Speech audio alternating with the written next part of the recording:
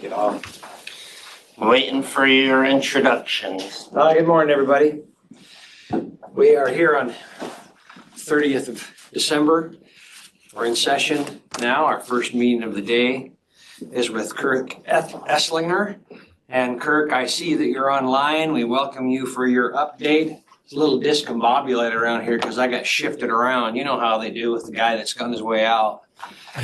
So anyway, I'll turn the meeting over to you.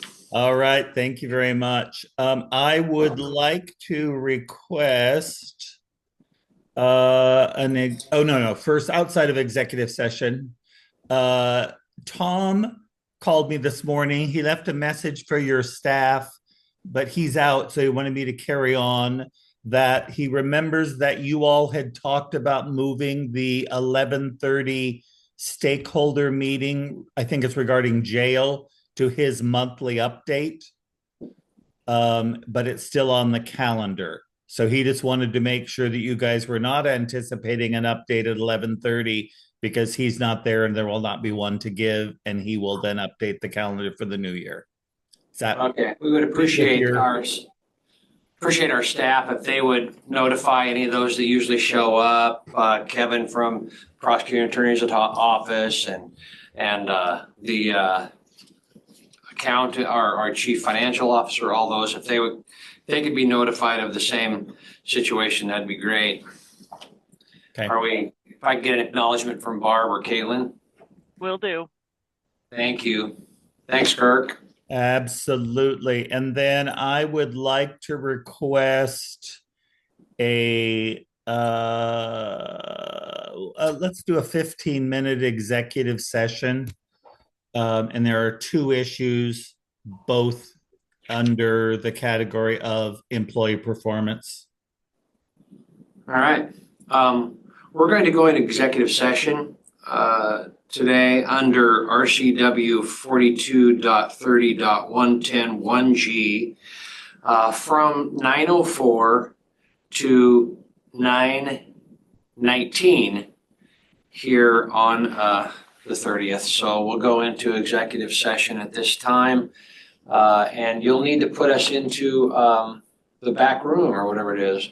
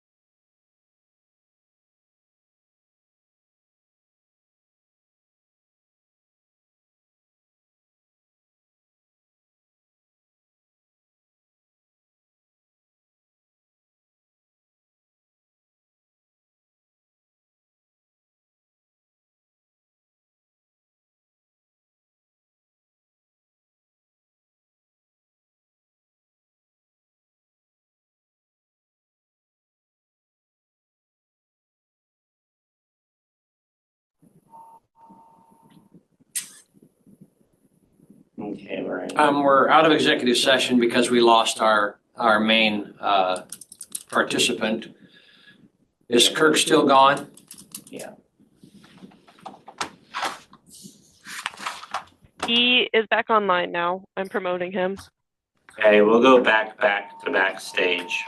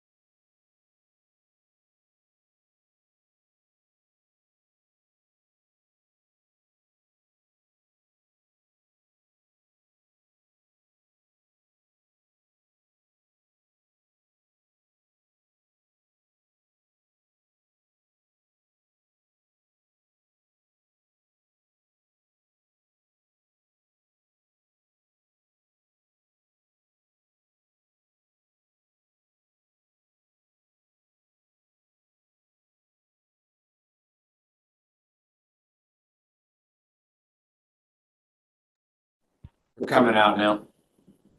We appear to be going back out. Yeah, we're out of executive session now. Which Do we is- need to go back in? It's okay with me as long as you're okay. You mean if we don't? Correct. Okay, yeah, I'm okay to stay out. Yeah. I was just going to add on the one thing that I would press against. At one point, there was a little bit of, well, we don't want to make decisions on these because we have a new commissioner coming in and we want that person. And my viewpoint would be the passing of the budget is with the existing board, not with the new board.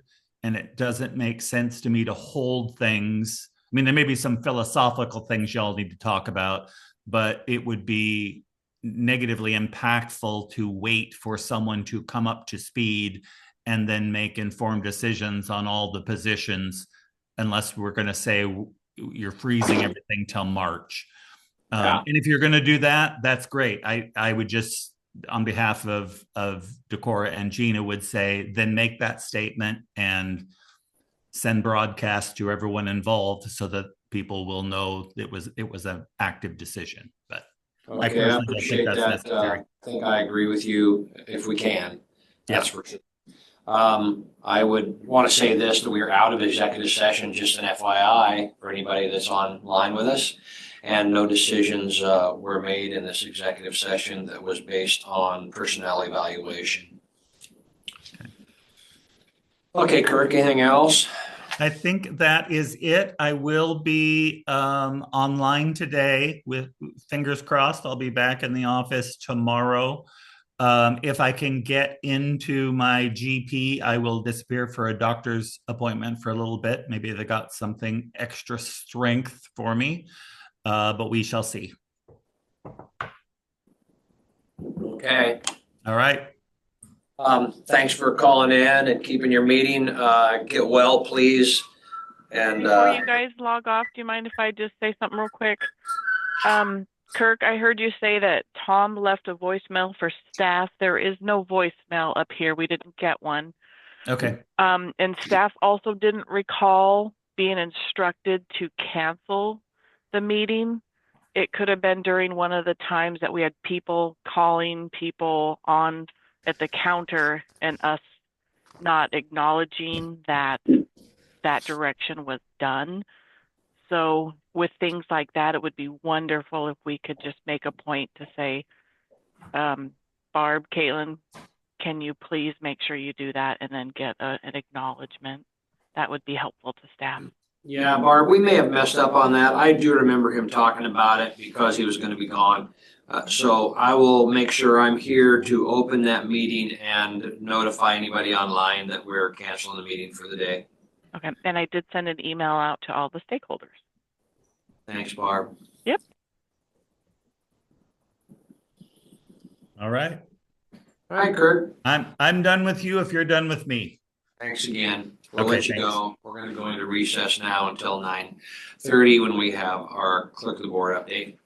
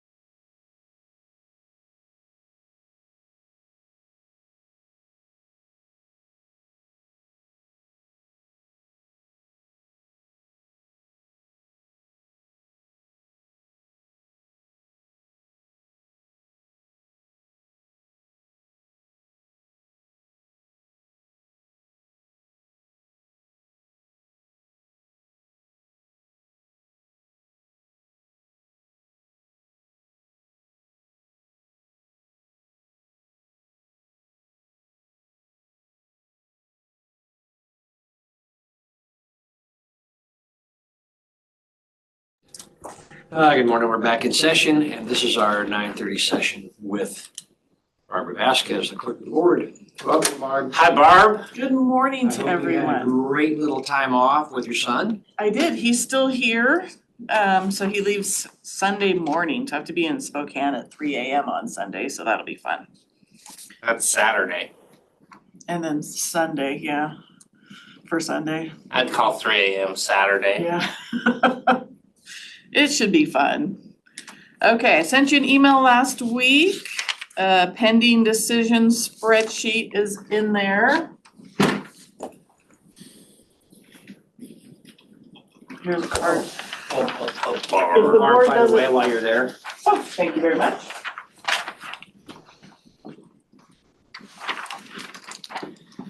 Caitlin, on the coordinated entry, we have to do the RFP for that study. You should probably work on that. Yes, sir. Just remind me. You get a lovely friendly reminder every Monday. Yeah, we just need to remind me in office so we can just like put it together. I probably need Tom to post it. Have you posted one yet? I know how to post one. We'll work on it together then. There we go. I don't think there's anything to discuss on the second one. I don't think there's anything to discuss on the third one, except we're kind of tired of waiting. I think, can you go to the, Caitlin, can you look at the policies on the website by chance and see if 1,200 and 1,600 are? Because if so, we can take this off the list. I will look. I think we could move the puppies off the list. Puppies Unless too? somebody's, We haven't amended the ordinance. You were going to look at the city of Moses Lakes. that's correct. Where would I look? Under quick links or, Under departments, human resources. Yeah, because I'm all about taking stuff off. Can the Superior list. Court office space be removed?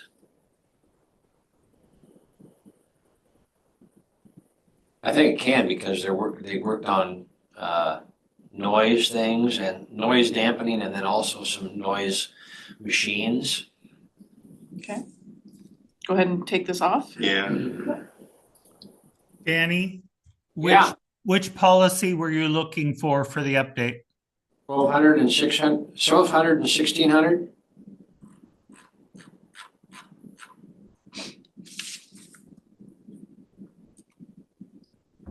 Okay, I will follow up with Gina because I thought both of those had gotten back on.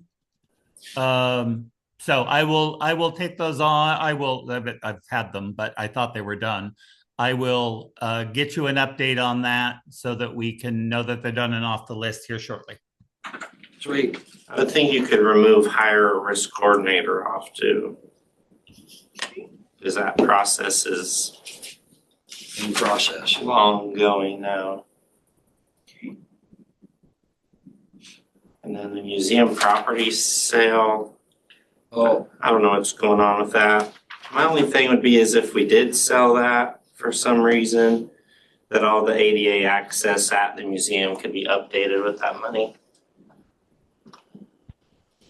I'm so sorry. I had somebody on the phone. Which policies were you looking for? we already looked it up.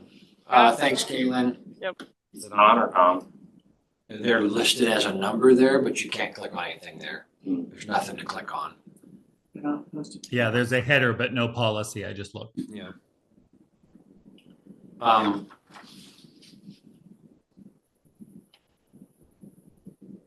I don't have any real druthers either way on that museum property. It's a risk for the church. It's gotta go on the open auction. You know, and the purchaser has to pay for the short plat. It'd be a blessing for them, be great for the church, right? But they're gonna be competing. I was looking at that fence line and, yeah, I mean, I realized they're not gonna, they're gonna lose some parking. And they'll have to move some of those items that are along that fence line, along the new fence line. But, the church isn't gonna say you can't park in our parking lot for when they're doing something that may have more cars than they're gonna block their parking lot off. I just don't believe that. I think they would allow it if they had for instance, that rally, down, they can park there, You must not be muted, Caitlin, unless that was Kirk. It was not me. It was me. I took care of it. So I think, why is there a separation between one section and another? Between the Superior Court office space and the small attractive items? I just deleted a row and didn't, Oh, okay. I deleted the stuff, not the row. So I think we can cross the Superior Court office space off. Okay. I think that we still need to know and we'll be with the CFO today. We can just ask a question on that one.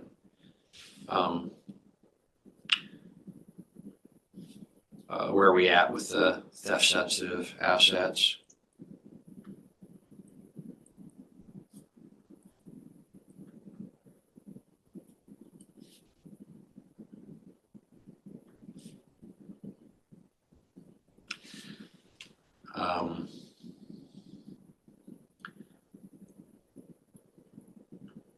I think you can take the hire a risk coordinator off because that's in process, and that answers the safety committee thing too, because that risk coordinator will be able to sign off on the safety committee plan.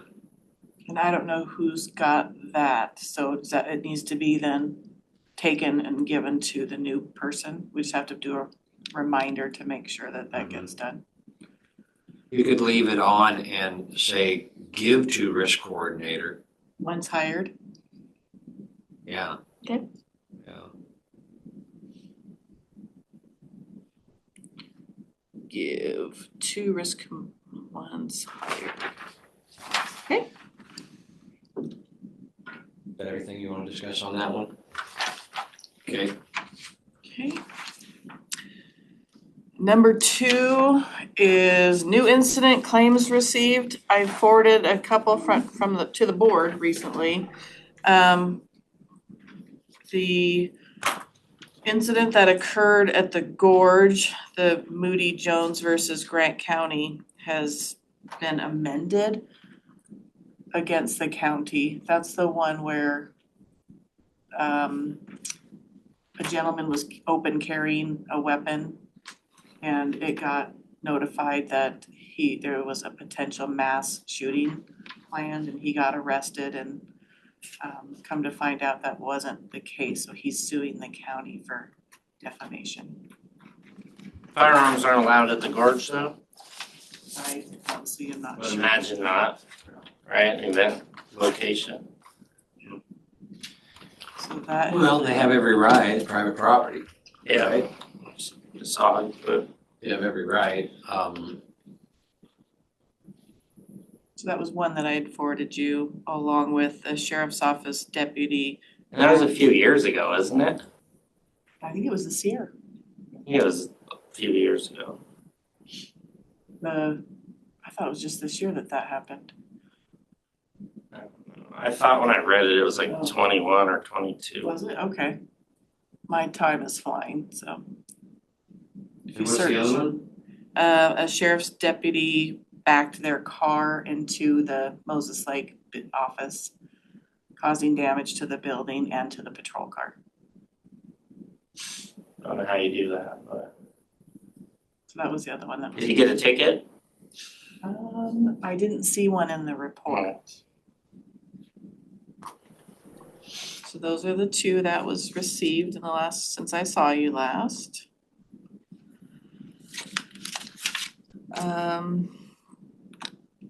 Next one is commissioners' appointments of members to boards and committees. before Caitlin gives you the update, Board of Equalization, I want to understand, because I wasn't here, from reading the minutes, Rob had wanted to hold it for 2 weeks, and then you moved to withdraw it. So then the whole thing was withdrawn, so there's no moving of the alternate to Kevin Burgess's position, and neither of the two alternates were appointed, so the whole thing has been withdrawn. So we're 3 positions short on the Board of Equalization. So what was the intent of that to get members? The intent was that Cindy wanted representation from District 3, and so she wanted some time to recruit a possible member because all the members are from District 1. There is an alternate from District 3. Yeah. And so Rob suggested we give him 2 weeks, right? Yeah. That we give him 2 weeks and then bring it back. That wasn't communicated everything was just withdrawn, not to come back. So you want us to bring something back in 2 weeks? That's what I believe we decided. Rob?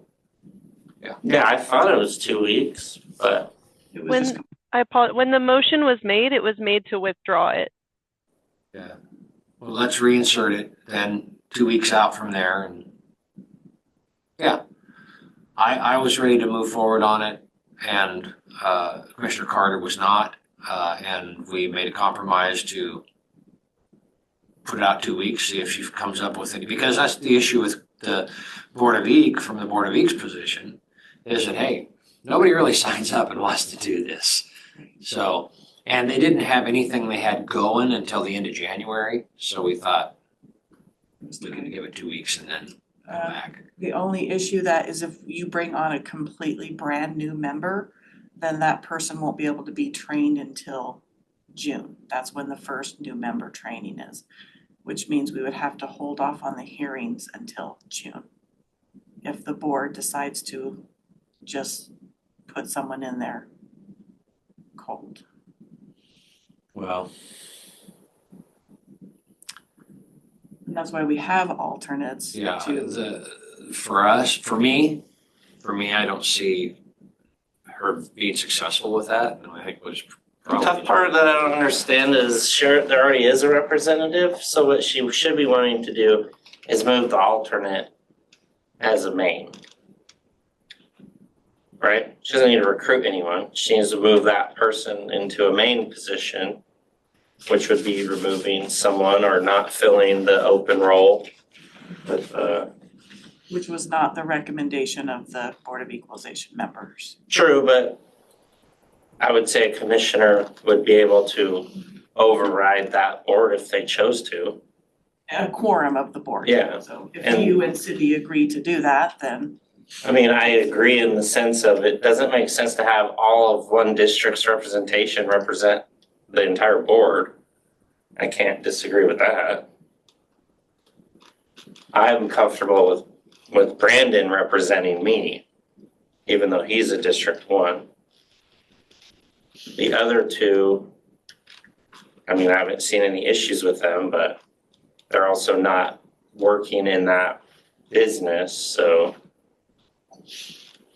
I think the one thing about Board of Eq is not based on opinion, it's based on the law, you know, and that's one of the reasons why I was comfortable with moving him into it and keeping the other two where they were at and moving forward with the 2 alternates that were presented, because you got representatives from half the county at least and other alternates from elsewhere. And it's so much of their decision, it's just not based on how you feel. It's based on what's the law say in this, you know. And they felt like our assessor's office has done a real good job of filling them in on where we're at with some of their decisions. And it's been very, they had accolades for them and felt like, you know, this is a legal issue on a lot of this, and people just want you to make a decision outside the law. So change the law. Don't be mad at us. So So I can anyway, let I don't the- think that, just bring it back in 2 weeks. That's what I would do.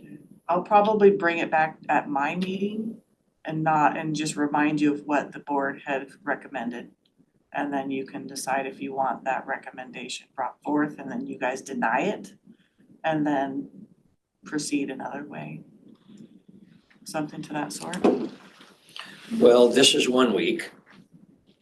Today is 1 week, so bring back next week. I just put it Okay. back on the consent agenda next week. Yeah, I would. Oh, okay. Okay, I think I have the original on my desk. Put that consent. What's next? 6th, Sixth? 7th, I think I is think the Tuesday. reason we chose to withdraw it was because usually a hold is 1 week. And we weren't holding it 1 week. We were pushing it back too, so we withdrew it. The holds can be whatever the board wants to be. We've held things for 2 weeks too. Thank you for that information that I can never use again. Okay, we will put that back on. Yeah, that position has been open for probably 6 months and then we had one applicant and then with Kevin leaving, another applicant, so that's definitely a What position. position has been open 6 months? The Board of Equalization alternate position. But wasn't it filled with a District 2 rep? We have no District 2 reps on there. I thought the lady was a District 2. Oh, we hadn't moved forward to. Yeah, but she filled the empty position. There was 2 empty positions. We have 3 alternates. And who filled the Jerry. other empty? Oh, Jerry. Yeah. So there's 3 alternates? Positions, yes. I personally think it's a great idea to have Jerry be one of the alternates. I agree because Yeah, he he's would be most able to experienced. assist. I don't have an issue with him being on there. Clerk. I could definitely use his help. Yeah. Ms. Caitlin, other board member open positions. So the Fair Advisory Committee, will have an opening come Wednesday because Kevin Burgess is stepping down. And then in the middle of January, there'll be a reappointment for Fair Advisory and the Mosquito Control District. They've already sent the recommendations. We're just waiting to put them on consent until it's a little closer to their actual expiration date. For what district, Caitlin? Oh, sorry, the Control District 2. Mosquito control? Yes. Okay. And then I also will be reaching out to LTAC, not you though, Rob, sorry. Just because all of their appointments expire this month, they expire tomorrow. So I'll reach out to them to see if they're still wanting to be a part of it or if we need to open up an application for that. So if you want to review where the district lines are and then if you want to make changes, this is the time. If they expire, it would make sense to reopen them. I know that they were all reappointed last time. Yes, they were I all. think if you reopen them and they can reapply, I don't know, it makes sense to me to do that. Because if there is someone then, or if I have someone I really want, which I don't, then that's your opportunity to get them in the running. I can reopen all of those. I will. It is No, the I mean, entire. don't do that yet. I'm just talking to Barb and Danny. If that was standard process, not just everybody's into doing it, so let's just reappoint them. Then we do a policy that says their term is limited to 2 terms or something. Yeah, I don't think only the Fair Advisory Committee has term limits. Which is odd because they literally don't make any decisions as far as, Jim makes the decisions. Where LTAC is deciding where funds are going. I don't know. Just a thing we have to decide on.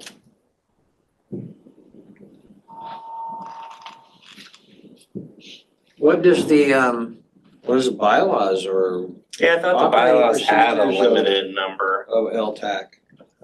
I don't know. Kaylin, do you know? I'm looking right now. As far as I know, the bylaws don't say anything about term limits. It just says how the board has to be made up. So you have to have the 3 ratepayers and the 3 recipients. Which kind of limits your Yes. And available people. for the recipients right now, you do have, for all 3 recipients, you have 1 from District 1, 1 from District 2, and 1 from District 3. And then for the ratepayers, you have 2 from District 3 and 1 from District 1. Well, now one of our ratepayers is a grant recipient, so I don't know how that works either.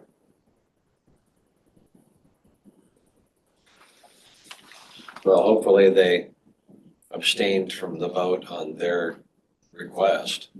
Yeah, I don't know if they abstained, but I don't know if they abstained. You know, it's tough. It's tough. What do you mean by that? You're saying? I don't know maybe if they they're like involved were in the like conversation, but didn't just. we don't make a motion or anything. It's just you go through the whole list, you make your decisions. No. So the committee doesn't vote on those different decisions? Yeah, they vote, but not like I move to approve Danny Stone's request for X. You don't do that on each one. You just work through the whole list. And then make one final Yeah, vote. I don't even know if we make a vote, make a decision. It's just a recommendation. I would suggest you vote to recommend. Yeah.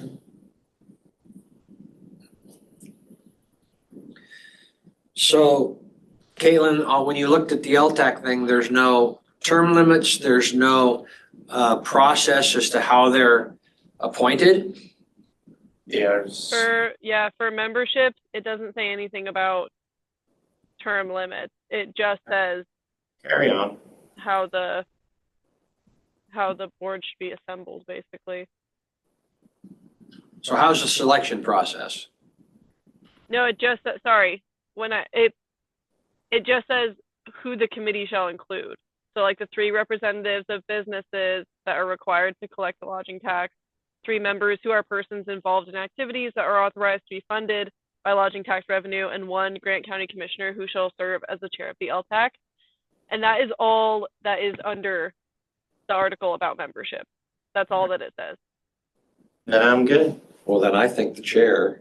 I would just open it up, ask the board in your next meeting if they would like to recruit any new people or if they are good with reappointments. That's what I would do. The meetings are just held whenever necessary. Would you my meeting or the LTAC? Yours. Oh, my meeting, okay. You wouldn't wait till LTAC because Yeah, that's what she was just asking for clarification too. in your meeting, Barb, you Okay. ask the commissioners, Okay. would you like, because you'll have Kevin then, do you want to recruit new people or can we reappoint and keep moving? Okay. And put a time limit on it, whether it's a week or 2 weeks. That way we just keep it moving. I will add that to my agenda next week. Thank you. So I'll push back a little bit on that, Rob. You're the chair. There's nothing defined in the LTAC as to how they're selected. But their You'd like terms to are see it- running out. You'd like to see it opened up.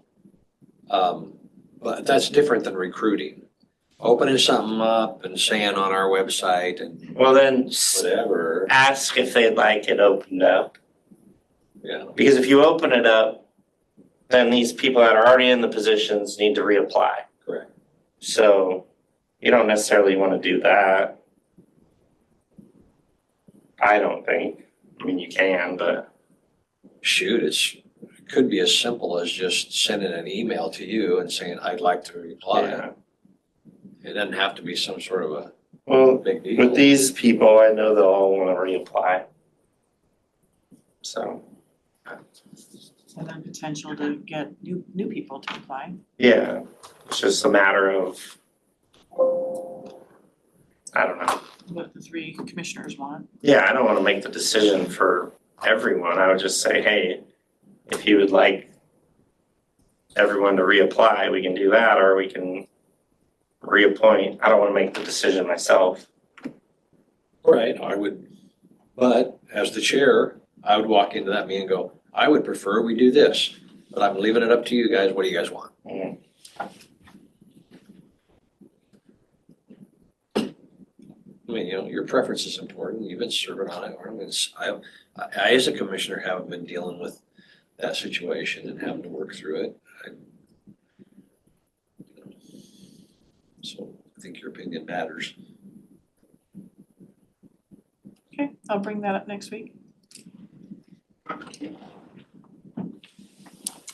Elected official department head partnerships, I sent you guys that as well. Just wanted to bring it to your attention that you have a new list coming up for Kevin and Cindy and Rob. And I will send the email out to the electeds and department heads, letting them know who their person is.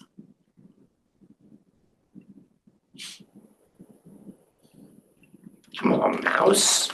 So, on the next one, Barb, I kind of gave Kevin the rundown on all the different committees. You probably did too. I gave him a copy of the resolution. Yeah. And I just explained, I went through all the ones I've been involved in, explained to him what they did. I also told him that Cindy had wanted to do Quadco, and that means probably one of hers he might get. I said usually, in general, commissioners, once they get started with some, they don't like jumping all around unless they really hate something they're doing, you know? Cindy made the comment that she would like to get rid of some of her evening meetings, that she's got 3, I guess. Listen, everybody, when I brought up that I might like to do legislative steering, I was told that I could wait until the new commissioner was here. So as far as Quadco, we can wait till the new commissioner is here, and we can fairly choose our boards. Yes. Because the boards that are easy or have perks probably aren't gonna be the ones that we wanna give up, right? But the ones that are crap, that go 4 hours long, probably gonna be the ones we wanna give up. Well, So- I'm not gonna be able to give up the health board. No, because I have a conflict of interest, so I'm not able to serve on the health board. Yeah. So, thank you for that one.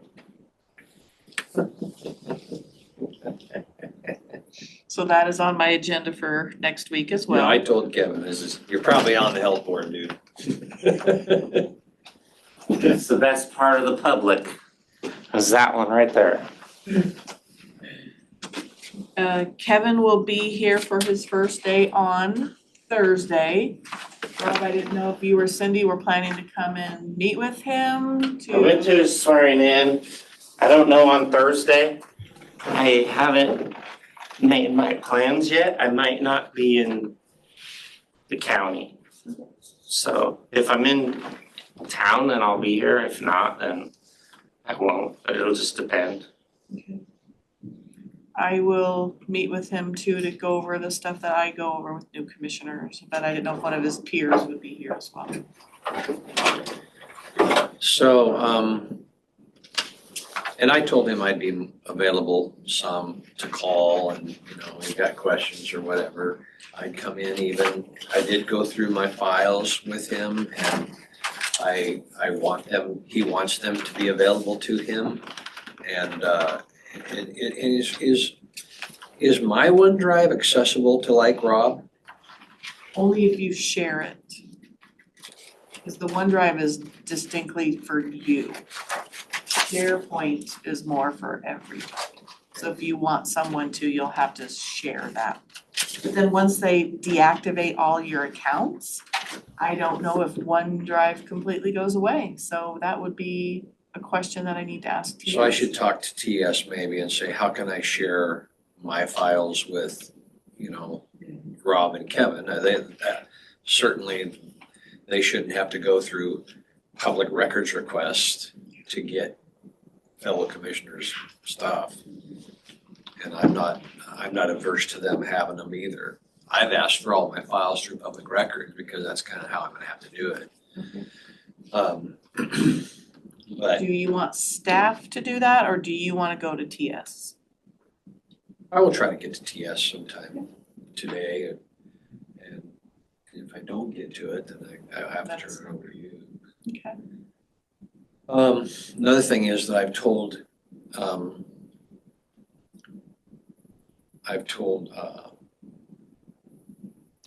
Carrie that I'm willing to come back and help her get through the beneficiaries or whatever that she needs to get through for ARPA. Because we made that final decision on those ARPA things. I think she can handle them, the ones we've done that need beneficiaries.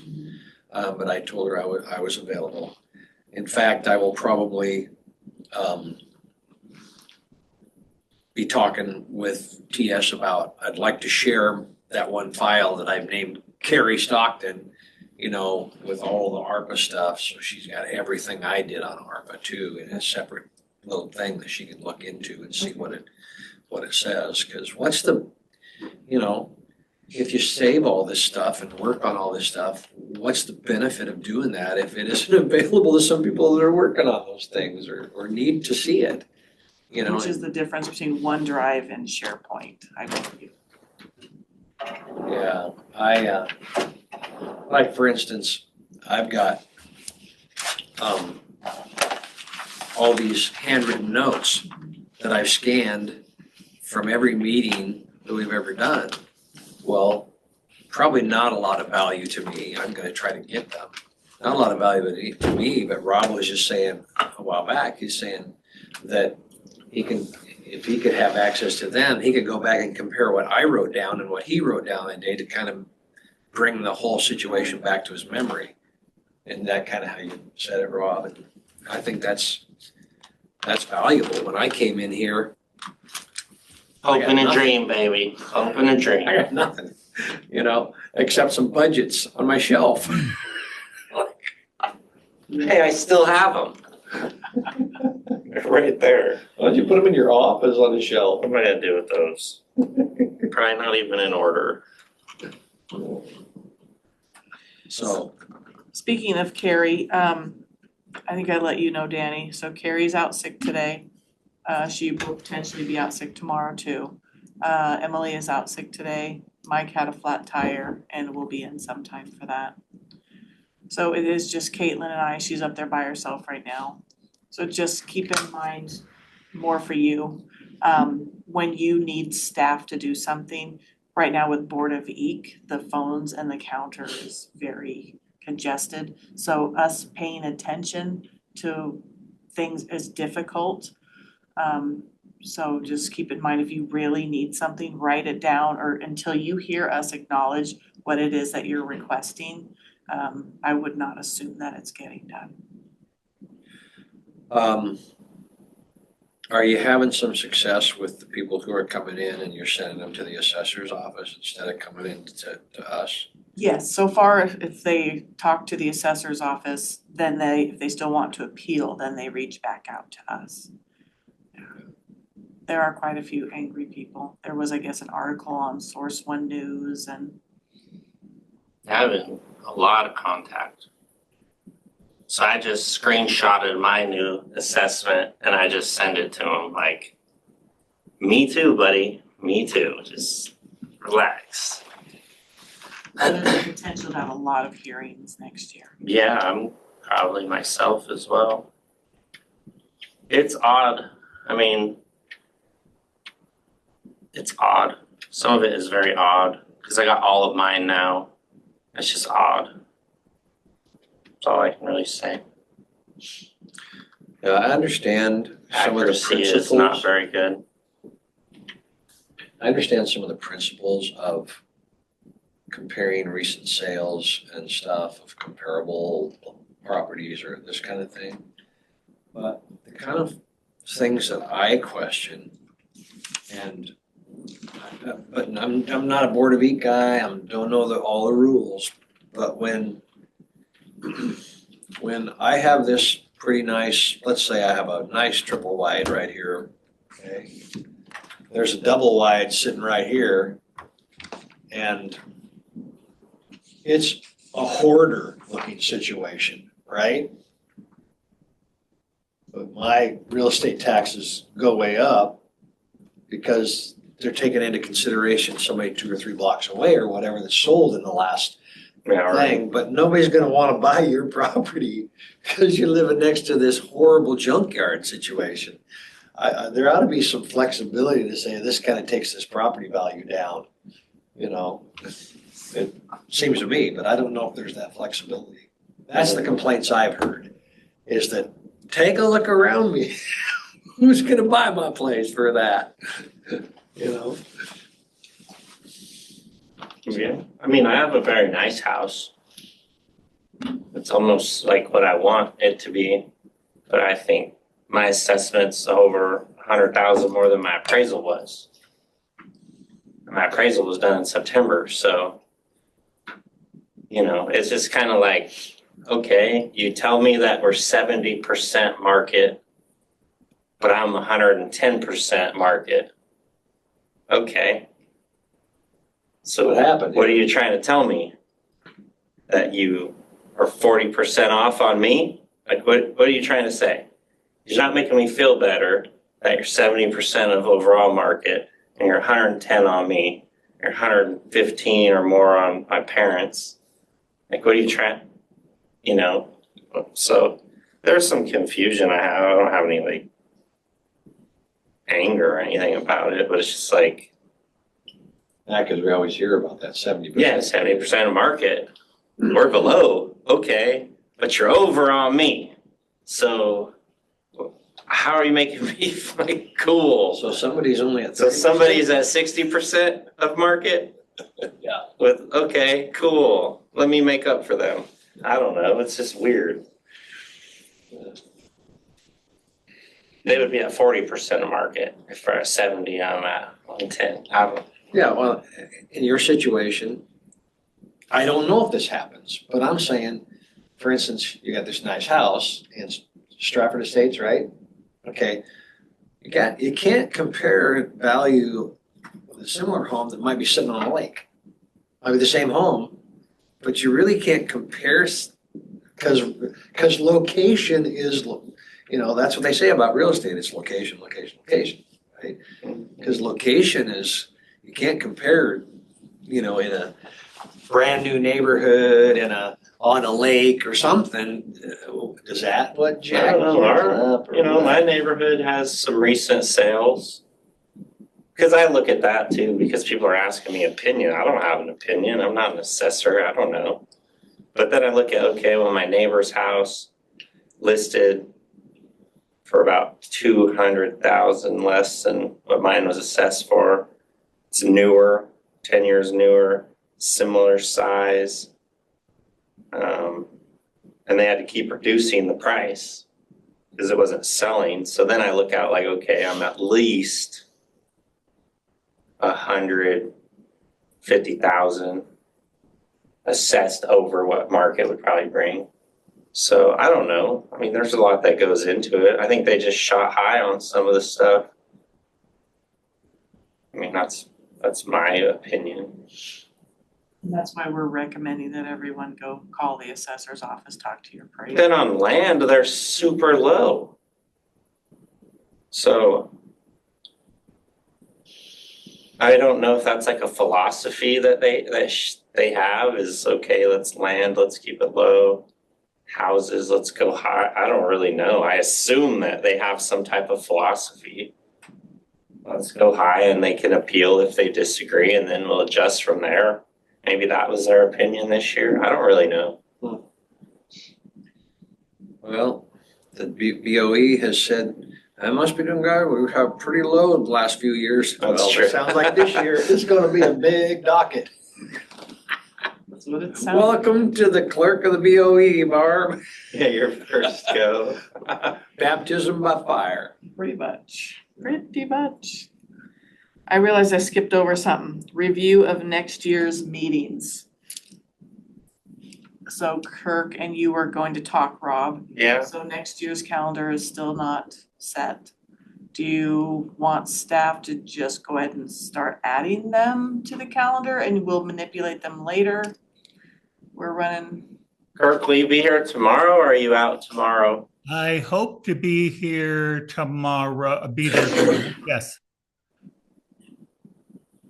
Well, if I could just get you and Kirk, then we could do that Can tomorrow. we, since the 11:30 was canceled, can you and Barb and I meet on the topic at 11:30?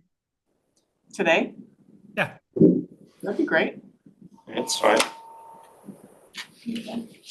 Do you want to schedule us a separate teams, Kirk? We can go. I will do that right now, Barb. Okay, thank you. Mhm. That would be helpful.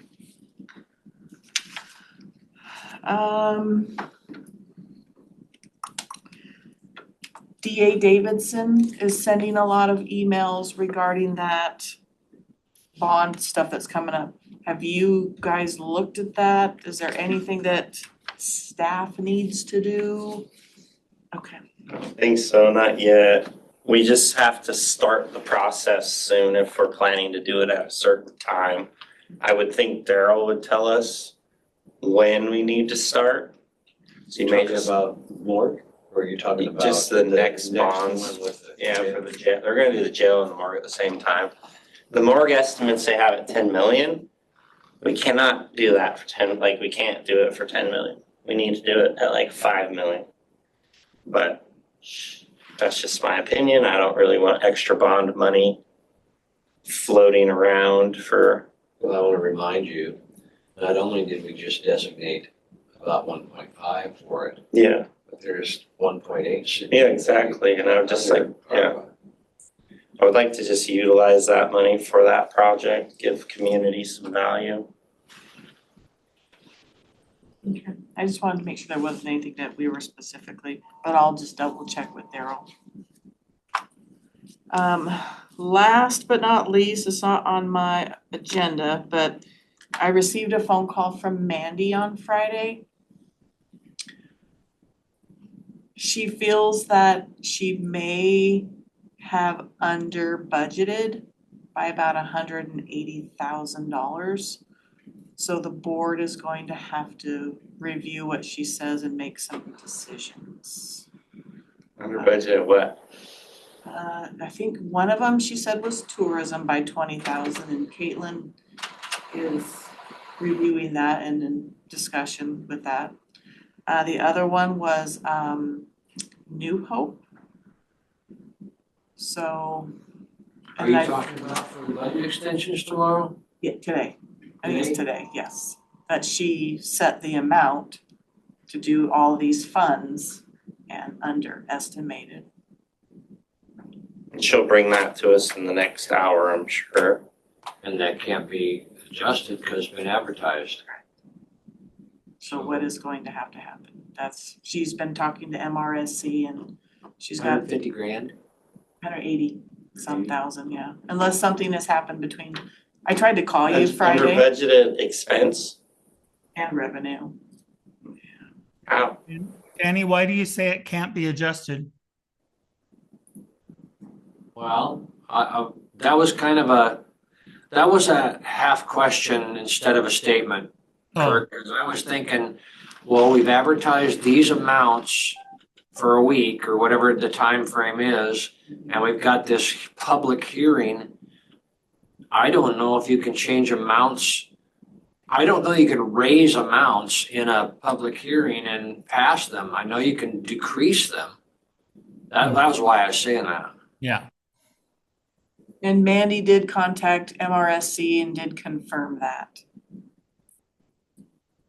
And that's how we've been doing it in the past. And I was like, well, however, Confirmed. Mandy's. Barb, you said confirmed that. What is that? That we can't approve a budget over what has been advertised to the public. But you could re-advertise and make a decision. But Or it has to be you- done this year because it's for this year's budget. Thank you. Well. I guess if she. You have 24-hour advertisement? But since we have the hearing today, you could decide to continue it till tomorrow in order for her to do some more reviews or something, so There's a- Even if you continue, you you can't. still can't adjust the numbers. My question is, if this morning we came to a conclusion, we've got to do some additional budget extensions in another hearing, is it a 24-hour? No, You could since do it it's a tomorrow? budget thing, it's a 2 weeks notice. Oh, man. Okay.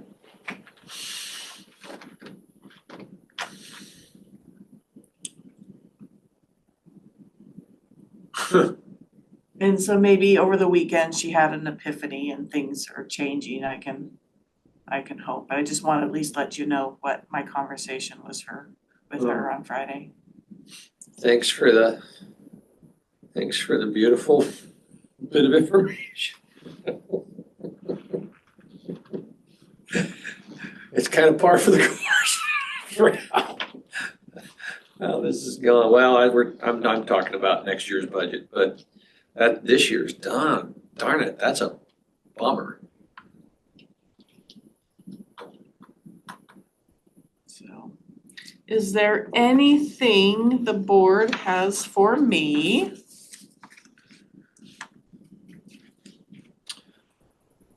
Barb, thank you for the note that was on my desk today. That was very nice, very special. Thank you. That was very hard to write. Better look for my note on my desk. Are you gonna be here? Are you gonna This be is a whole here? different note. Are you gonna be here tomorrow? Yes, I think Leah's coming in all day with me tomorrow. okay. Nice. In fact, I've got a college buddy that's gonna come in for the last commissioner meeting. We have our New Year's Eve celebration that we've done for like 35 or 40 years, and he and his wife were on his way to that, and they wanted to stop in and see where I had worked and come for the last commissioners meeting maybe. That'd be nice. He used to work with the Freedom Foundation in Olympia, and did a lot of great work. Good. College roommate. I don't have anything else for you, Barb. If not, then I am done. Kirk, do you have anything? Nope. Okay. all right, well, then thank you for the update, Barb. You bet. We are going to go into recess until 10:30 when we meet for our budget finance update and the Tyler Tech update.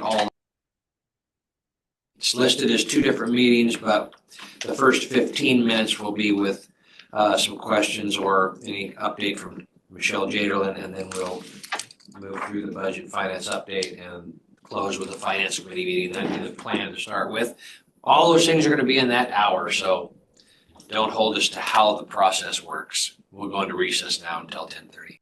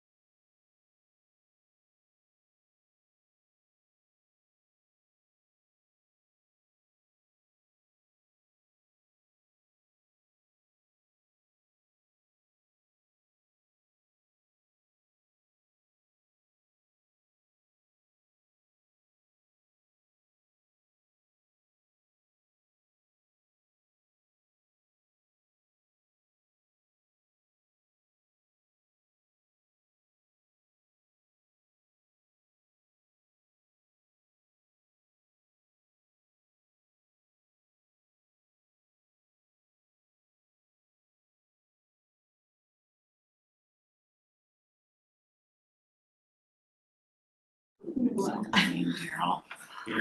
morning, everybody. We're back in session and we've got a dual session here. That is, we're gonna cover our budget and finance update and our finance committee meeting. But for the first few minutes, we're also gonna have a Tyler Tech Program Manager update from Michelle Jaderland. And Michelle, anything you wanna share about your Tyler Tech process right now? Well, currently we haven't done anything since last time. Not much has happened because it's been Christmas. Yeah. But we start back up in January, I think the 6th, 7th, and 8th, I think. Yes, we have an on-site session with John for the financial side, the 7th, 8th, and 9th, so he'll be I was here, day he'll off. be upstairs. Our last HRM meeting last week, we have no overdue tasks for the financial side. And, but that's kind of expected for the slow, the holiday season, it's been a little bit slow. But coming up, we do have a lot coming, that we need to be getting done. Okay. The last I heard on the HR side of the Tyler Tech was that possibly HR was gonna look into a different program to utilize because this was just not working out. No, dude, that's Michelle, not. you're in I those see the conversations? applications too, and they are horrendous. No, we're not involved in that. The only reason we have an inkling of it is because we were asked the procurement question of whether or not they went to this other recruiting software, if they would be able to basically forego the RFQ process and under the emergency situation. Well, Mandy, I understand your office probably wouldn't, as the program manager, Michelle, you were in there, weren't you? I'm sorry, what? You were in on that conversation about that change, weren't you? A possible looking into something else? Absolutely not. Nobody has mentioned that. I mean, I have said that I feel like they should go out and find something else, but I have not heard. I just heard it through the So what happened? grapevine is, that Tom was up asking that question. Uh-huh. And so then I'm like, I don't know. But it obviously doesn't work very well because it's kind of all over the place. So their demonstration was misleading when it was reviewed and everyone Well, thought when it they was a go good through that product? stuff, they're going through it pretty fast. So, And we were told that the program, that portion of that works. And I mean, it prints out something, but it's not a very good application. So did you talk, go ahead. sorry, did you talk, Michelle, after you heard that, is your intermediary, I forget her name, Holly, Holly, is she aware that we may be moving in that I direction? told her that I heard that there's a possibility that they may be changing. And so, I mean, I've informed her what I heard, but it's all kind of hearsay. Yeah. So, Well, this is not an ambush, okay? I'm just, oh no, I'm just talking about and what I I'm all heard. for them going So what off Kirk and finding something Gina, else can that I bring you works. guys in and tell us where we're at on that thought process? Sure. We had a meeting, when was it, Mandy? Was it Thursday? Yes, our last status meeting? Yeah, we had a status update meeting with finance and HRM. I don't think you were there, Michelle. No, because I was out That's last week. Hey, man, sorry. Gina, could you come to the table because I think the mic might pick you up better? Sure. And if you just sit at the table, then I can hear you better too. Okay, sounds good. I have to try to project my voice, I apologize. And so we had talked about, it wasn't a surprise to Tyler. We had told them pretty early on that we were gonna be looking at other softwares because of that application and how horrible it was. December 13th was that deadline, December what? 13th. Okay. It came and went. It was through, oh, you're gonna have to help me. It's called, not production. There's a certain term that Tyler uses when they're doing research and they deploy it. It was finally deployed on Wednesday, but it's awful. Things aren't mapped correctly. There's HTML coding in the new application. I did send that feedback to Brooke, who is the kind of the senior analyst at Tyler. And she just got back to me today and is gonna look into those things, but we told Tyler if we don't have a viable system, we will be looking at alternatives. We spent the month of December looking at other options. NeoGov seemed like the best fit. And so Decorah had been working with Tom to put that forward to the commissioners for review. And we were already a client of theirs, and it looks like most of the setup is done. So we would have a quicker turnaround time to getting that up and going. Holly sounded surprised, she hadn't heard of it, but I reminded her that it is no surprise to Tyler because they knew the struggles that recruitment was having. And Holly has known the struggles too. It's not like it's a surprise to any of us. I mean, it's not working, so. Yeah. And then in the middle of all of that, I submitted 2 or 3, 4 more tickets of other things in recruitment that haven't been working. So it's not just the application, it's other segments of recruitment that aren't functioning properly. So Michelle, this system, and I'm just a rookie on all this, how it works, right? But Well, at this point, a county I'm a rookie learning as I go because I've never implemented the new software. I've been involved in parts of the previous GP one, but not like this part. So, I mean, they sold this product that doesn't work correctly. So this is such a big system that affects so many different offices, right, in our county. And so does HR, right? So if they go to NeoGov, are you as the sponsor going, yeah, these will mash? Or does Tyler Tech say, yeah, they'll Well, and that's the thing, mash, we'd or have that, I haven't asked that question because you're not I mean, sure yet? technically I didn't know for sure if we were going that route or not, so now we can ask those questions, cause it'll have to feed in somehow. Yeah. We asked that question when we looked at the module, NeoGov, and 50% of their clients, their active NeoGov? clients, use NeoGov for recruitment, Well, and then then it should be easy. they do a file feed to Now, Tyler. 50% of Tyler Tech's customers use NeoGov for the recruitment module. 50% of NeoGov's clients use Tyler Tech for their financial. Oh, so it should be, they should already have an upload available. Streamlined. Yeah. Good. So it should work. So are we just not paying them for that part of the module, or do we still pay Well, for I it? mean, that'll be something we'll ask them about, but it sounds like we might end up having to do, I don't know. When I looked at the contract, just whatever was available in SharePoint, it looked like there was a $2,000 reoccurring expense for recruitment. But it's not very clear in the contract what all includes We'll have to that. ask Yeah. about that. And Holly is Because we're not aware. gonna pay reoccurring fees for them for something that we're not using.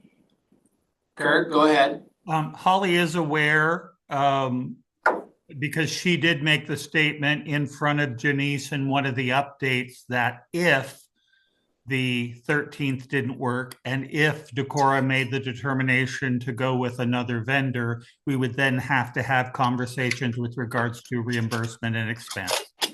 So Holly already has it on her project manager list that if that decision is made, that she will bird dog that. She's just been waiting for Decorah to make a final decision. Okay. And she'll do that after she gets back from her little leave here? No, we're ready to move that forward. I have the form that she filled out for, is it roundtable consent? Okay. Put that forward. It's on consent this week? No, You have the form to fill out, so it'll go on next week. I don't really know how if that works, Danny, so I'll have to get back to you on my timeline. But it's in legal review. Barb Durbeck had been reviewing it. There were some edits she made to the contract and NeoGov seemed okay with those edits. They're back in Barb's inbox to review. after that's been settled, then we'll bring it forward for review. We do wanna try to get it before December 31st though, because we get about a $5,000 difference. So we were hoping this week, but I have to learn about that process. I was like, tomorrow's the 31st. I know. So I have a form, I need to probably get with Barb to figure out how to move that forward. Well, for $5,000 a year, 5,000 what? 5,000 5,000, so there's initial cost? initial costs. It's a 3-year But contract. it's not a very expensive module. For onboarding and recruitment, it's 31,000 for 3 years. Yeah, yeah, compared to the millions we're going for here.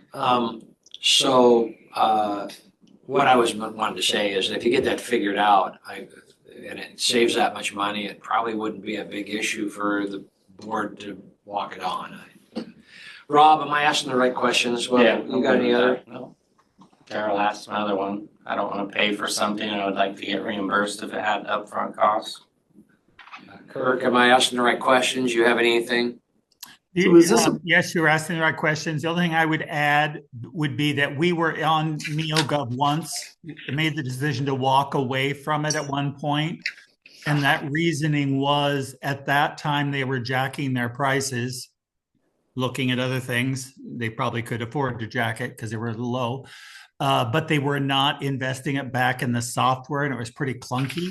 One of the due diligence things that Gina went through was scheduling a time to go meet with a vendor, Kittitas County, who use it now so that they could get reassurances that they've been improving their software. And they've done a lot of investment back in their infrastructure in the 3-4 years we've been away from them. So just in case that comes up of why we would go back.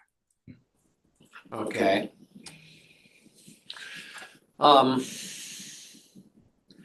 Now, Mandy, I kind of feel a little bit like I shut you down. You've kind of been really quiet ever since I said I was asking of Michelle. You had something to add and I maybe shut you down a little bit. Do you have anything to throw in here? No, I'm so sorry, I don't. I didn't mean to give that impression. Okay, is them going to NeoGov gonna be a curveball to this whole thing? Or is it gonna be, it's probably Not okay? for us. I mean, it's not gonna, I mean, if there's obviously an upload that they can upload it into the Tyler system. So for us, that's not gonna be It's an gonna issue. prolong things, but. Yeah, I mean, preferably it would have been nice if their module worked like they said it did. I mean, that's the ultimate goal. It would have been nice if they would have sold us a product that actually worked, but I don't have any control over that. That's just an unfortunate situation that came along with the Tyler Finance software. You guys are feeling comfortable about where you're heading Well, with the financial package. So far, yeah. I do see relieved faces out of the HR department a little bit, moving to something else, and so I hope the big deal is we want this big picture to work. Well, I mean, that's the ultimate goal, but I mean, if it doesn't work, it doesn't work. You can't. So are we the first one in the wait. state to try to use this new product? Or is it working somewhere else? And is anyone else using this in this state? We asked that same question, Daryl, and it was really hard to get a clear answer from Tyler. Their salesperson was supposed to send us people that have used it backwards, so not have the finance piece set up yet, and they have yet to provide that.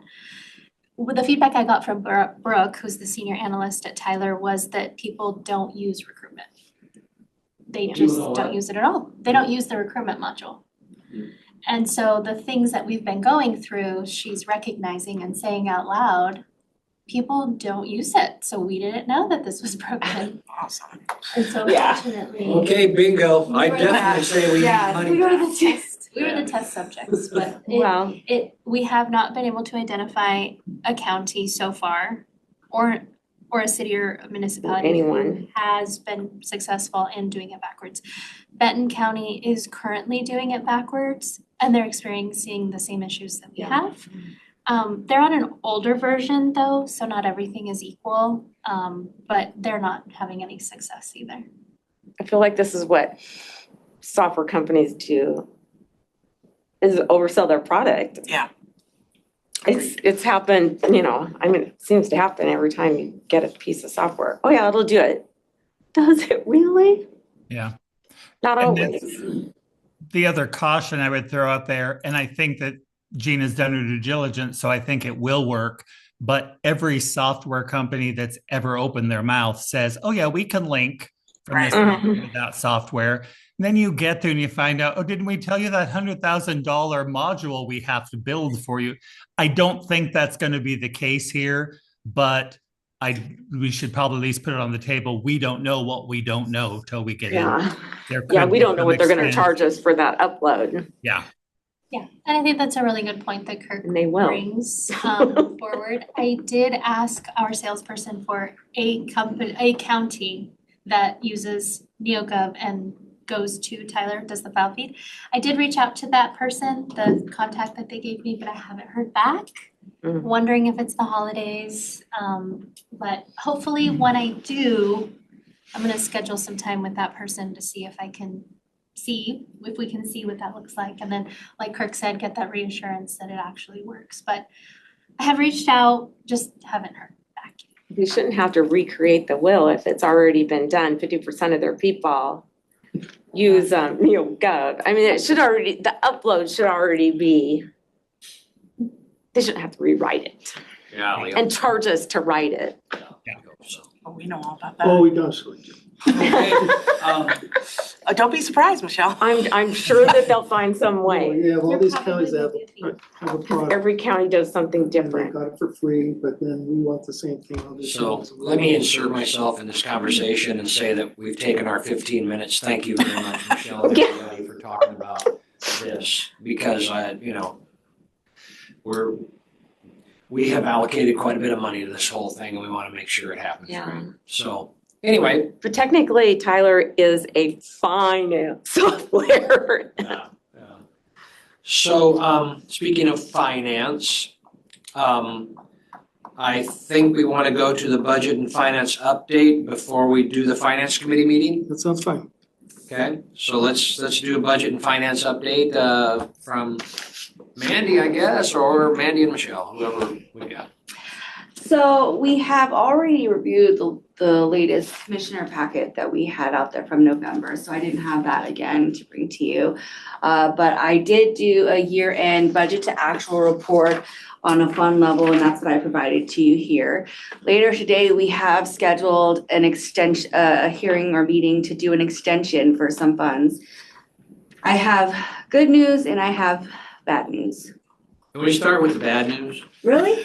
Really? Let's just get to the guy. point. No, here. Okay, so bad news is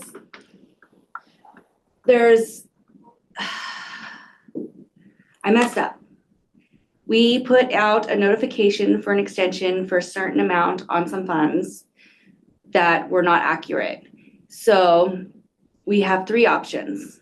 One, we do the budget extension to the actual figures that we need, knowing we're non-compliant with the notification process because the amounts don't match.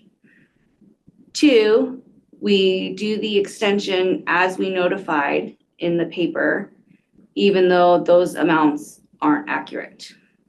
Three, which is not really anything I would recommend, but to be technically compliant on anything, we could move funds from the funds that are overspent to current expense. My recommendation is to do the extension to the actual figures that we need for the funds that we need and just take our chances with the fact that that doesn't match the notification.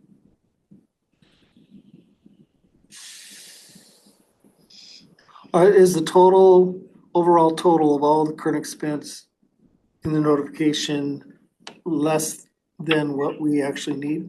So here's the good news. Current expense, we are fine. We don't need an extension at all. And we notified that we would do an extension of about hold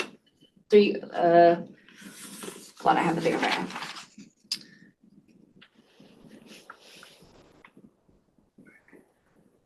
Like 375,000, I think was the number we notified for current expense, but we actually don't need to do anything. We are significantly under budget on current expense as a whole. Commissioners, you do have 2 call-in users.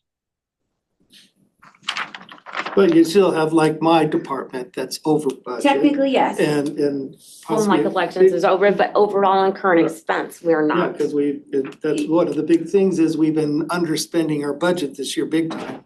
It was why we have a lot more ending cash. Yes, we have quite a few departments that were over budget, but since we are under budget as a whole, we don't have to do an extension for those departments.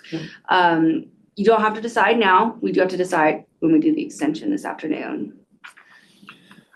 I'm gonna go ahead and share my concerns about your proposal, Mandy. Mhm. Number one, I appreciate so much you working hard on this and admitting that you've made an error. That's we fix it the next time, right? To extend to what the reality is, because there is such scrutiny over what this county and its commissioners do. I mean, I can just see the public records requests and everything coming in. And when you said maybe take the risk, gee, many Christmas, I'm going, how can we, if we do what's advertised, where can we, is there any way to move some money somewhere else to pay it, or what happens then? So if we do what's advertised. Wait, before you go on, sorry. aren't we gonna have a finding? No. With the state auditor if we don't advertise exactly what the reality is? No. We would have exit recommendation. You would have what? An exit recommendation. We would have a comment. Okay, Yes, for it's non-compliance, yes. okay. So you were gonna say something, and I interrupted you. Oh, if we did the as advertised and moved money, we're spending. So the funds that we are overspent on are all special revenue, where that money coming in is specifically designated and earned for those purposes. And so when we start to use the general current expense money for those expenses, that could be better used for our payroll and, those other, that seems, I would rather get an exit recommendation from the state auditor's office than spend current expense money on those special revenue funds.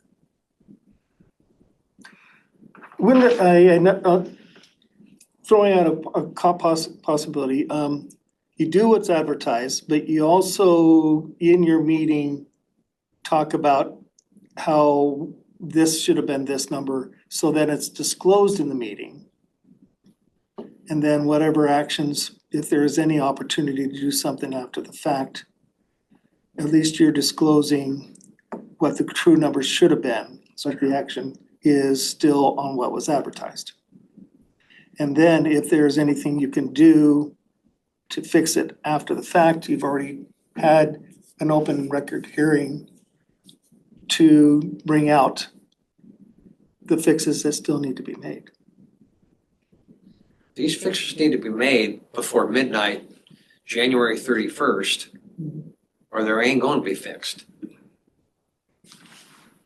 Yes, and unless we spend current expense funds, we're going to be non-compliant in one way or another.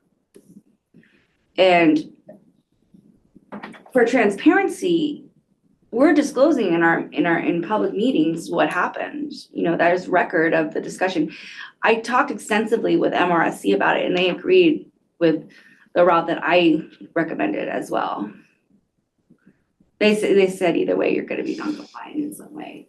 It's just the first way where we do what's advertised, it's going to be in our annual report that we are over budget. The first one that you recommended was to extend to what is reality. Yes. The second one was to do what's advertised.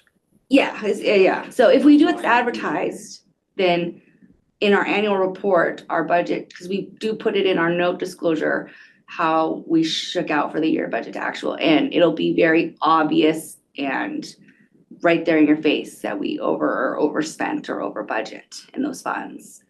Whereas if we do the extension to the correct amounts, it'll be as if we were be compliant in that way.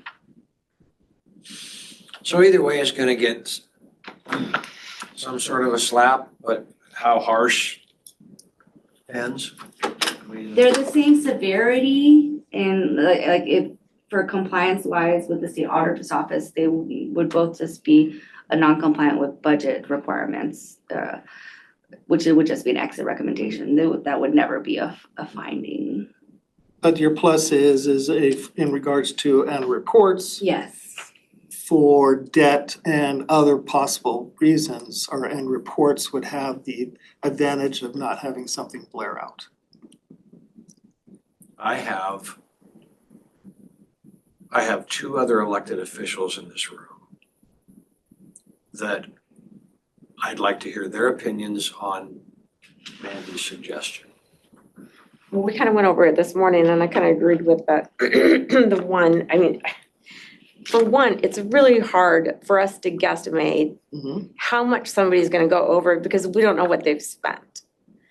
And technically, they're supposed to know, those department heads are supposed to be notifying us that they need a budget extension, which rarely ever happens. But, so we have to kind of guess. So it's hard to make a guess without knowing how much is outstanding. We're gonna get hit either way. So I feel like doing it for the right amount is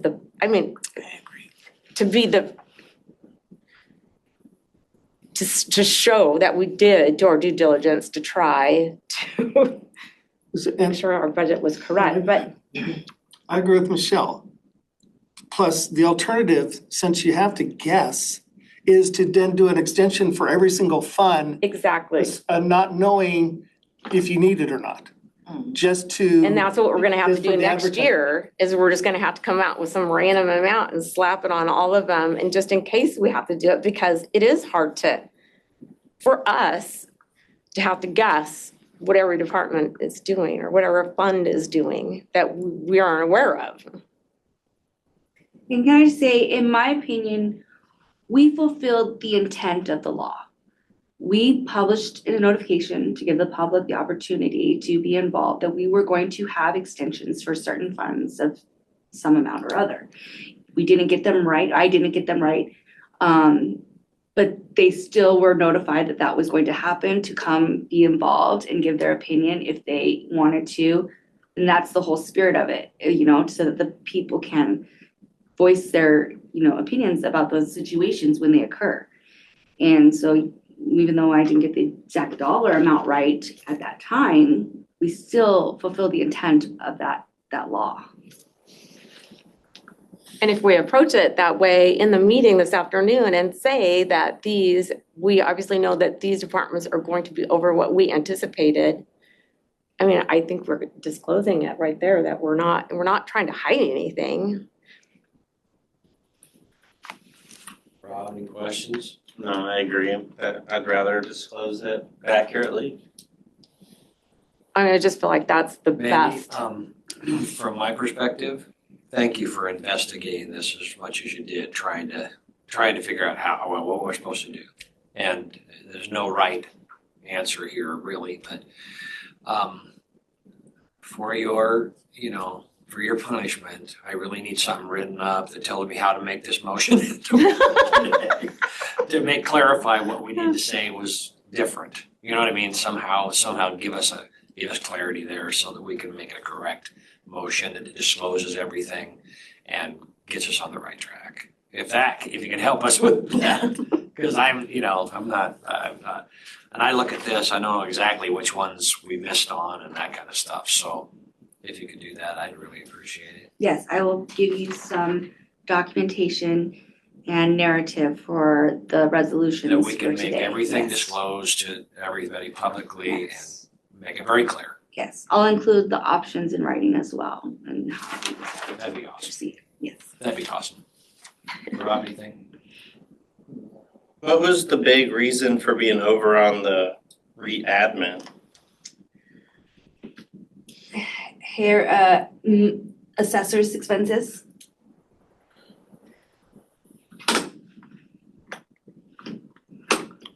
Plus, that fund's been in the negative for many months. Haven't heard anything from Melissa when we sent the I was reports to. gonna say, like, at what point do the department heads, you know what I mean? Mm-hmm. It can't be Yeah, just just, December 31st all the time.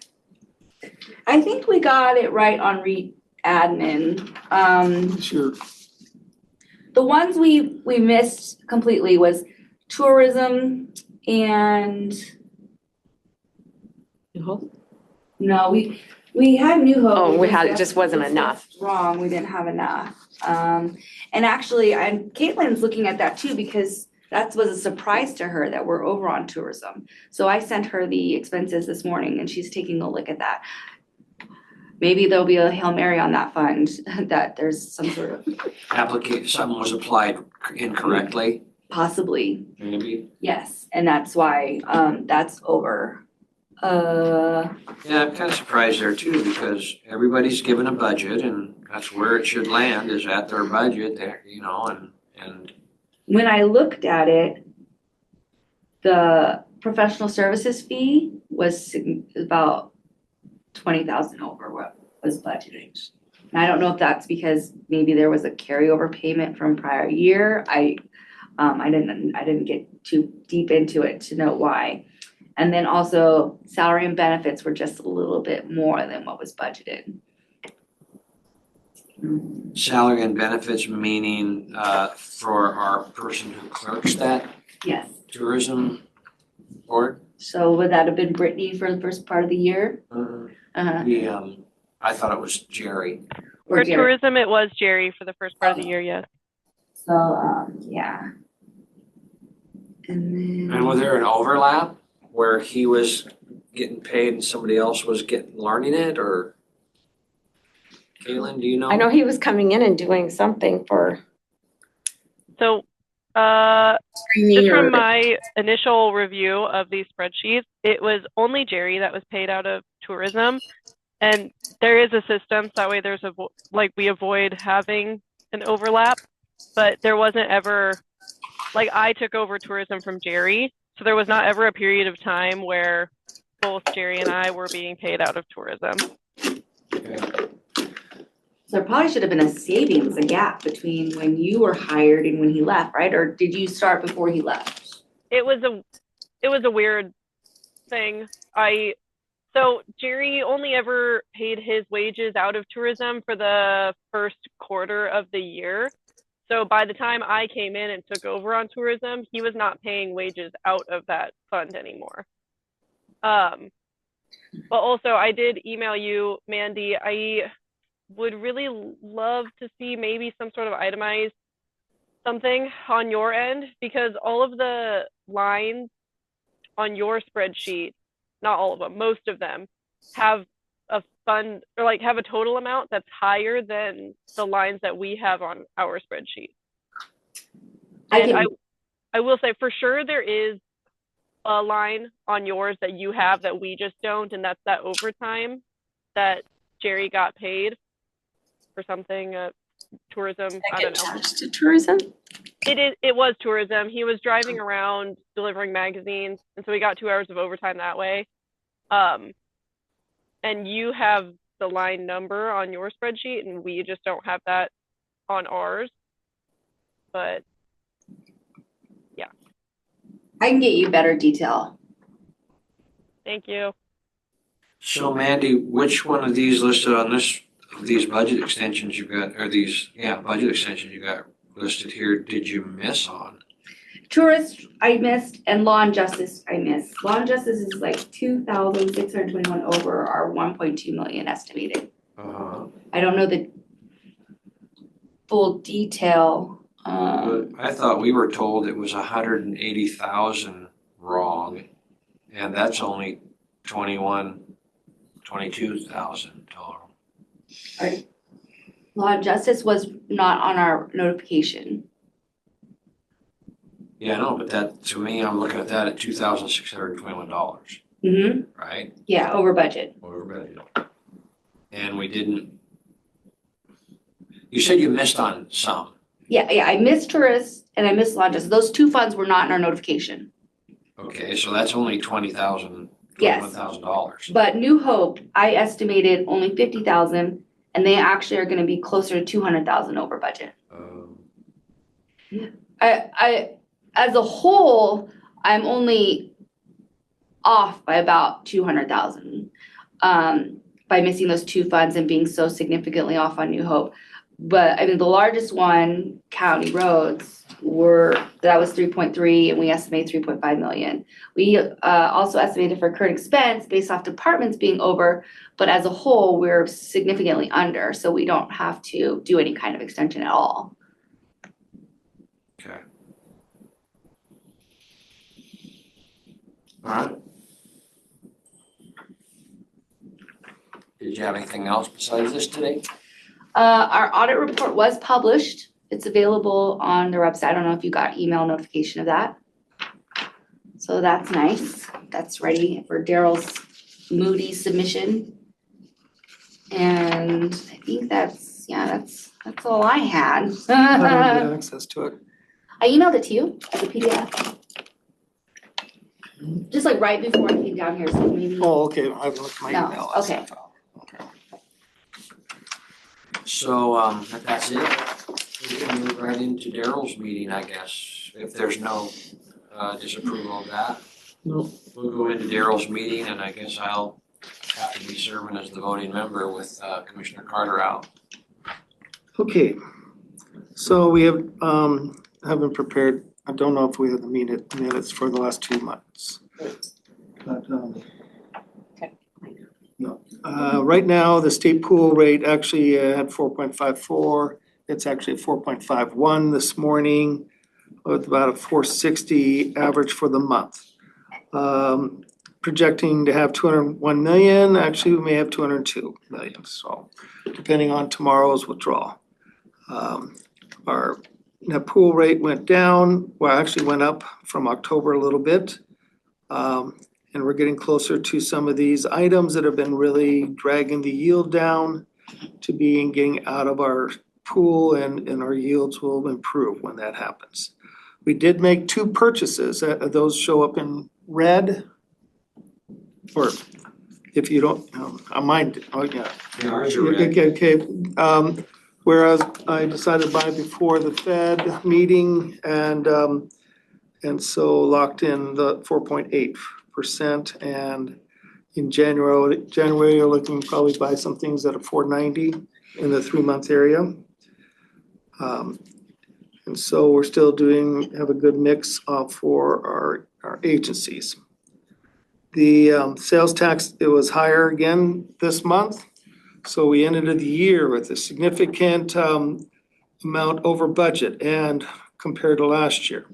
So we were over almost $1.8 million more than budget, which helped go offset the property tax shortage. All the other categories are up. Actually, public safety was slightly lower than last year, but still a good number that was way over budget. So countywide, our numbers around 7.6 growth for the whole county altogether for the countywide taxes. The hotel motel tax is a little bit higher than last year. We were just short 60,000. So for a strange year, whereas there are a lot more alternatives to the Gorge Camping Ground, or less desire to be at the Gorge Camping Ground, which generates a lot of that revenue. Property taxes are definitely still got a ways to go. The interest and penalties were behind and under budget. Investment interest were way over budget. Excise tax after this month, we're gonna be probably the same as last year. We had a big sale for $175 million data center sale. $1 million sale this last week, and it generates a lot of revenue. So just got over $70,000 just for administrative fee, just for that transaction. So emissions tax, we got the final. We're definitely way over budget on emissions tax.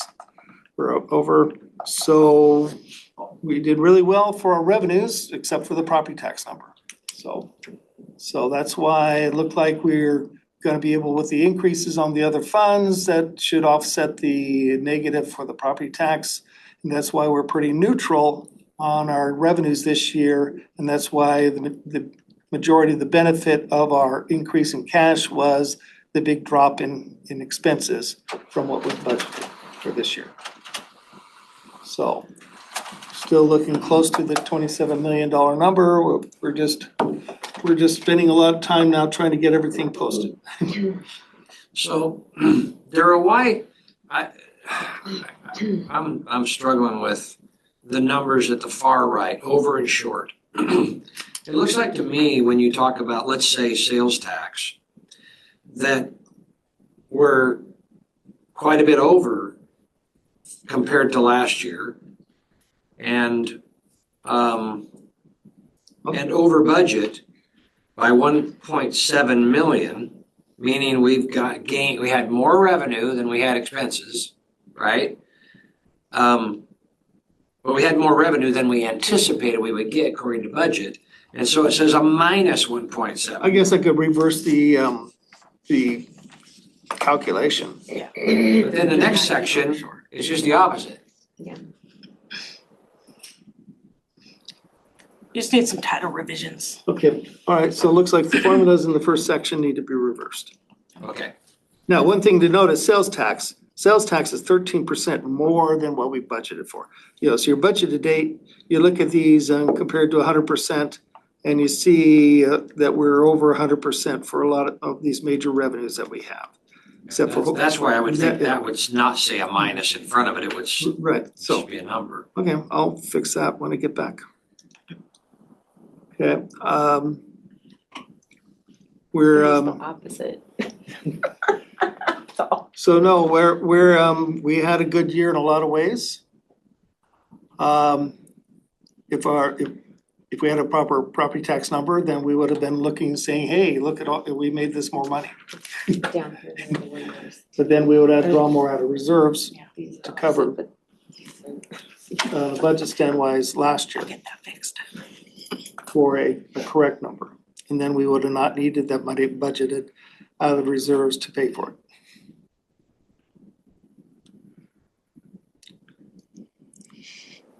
So we'll see.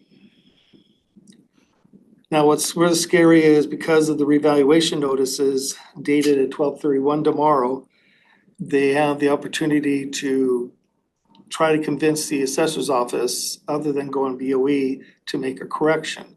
So I'm not sure how much discussion will be made if the 15th deadline for levy rates will be held off to let that 30-day time period be done. So I don't know. But we've already started the process with the check reader, the special TUI check reader process. I've got that coming in. We've already got that contract.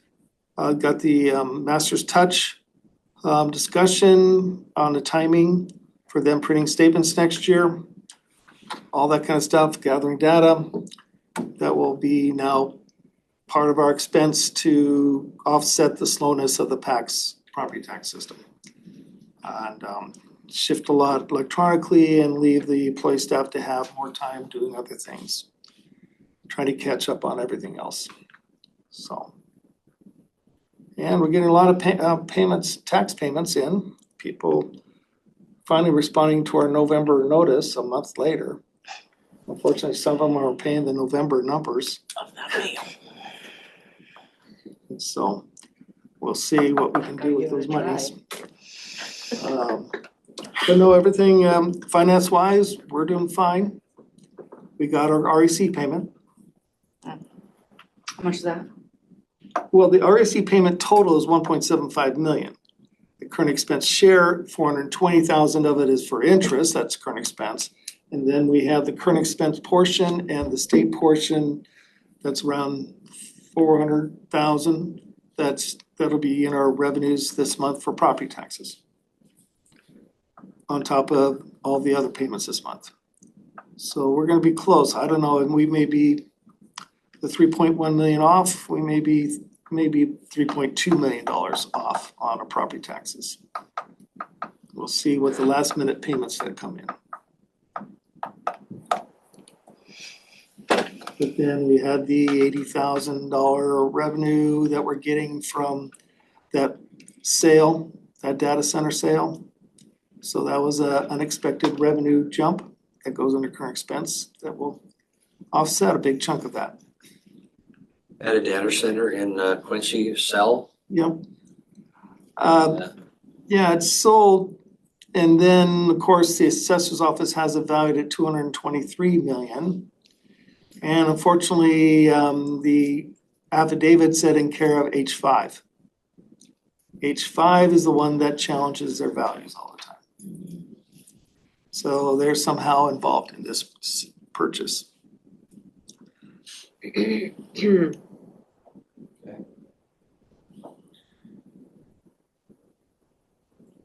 I have nothing else to do except for our next meeting would be January 27th. If that's the date for other meeting.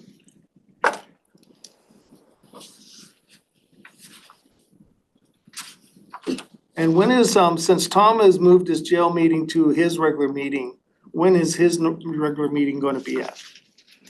When is it normally scheduled for? I'm gonna have to ask Caitlin or Barb on that. So I need a notify on his meetings. Yeah, he shifted it just because he wasn't gonna be here today. Okay.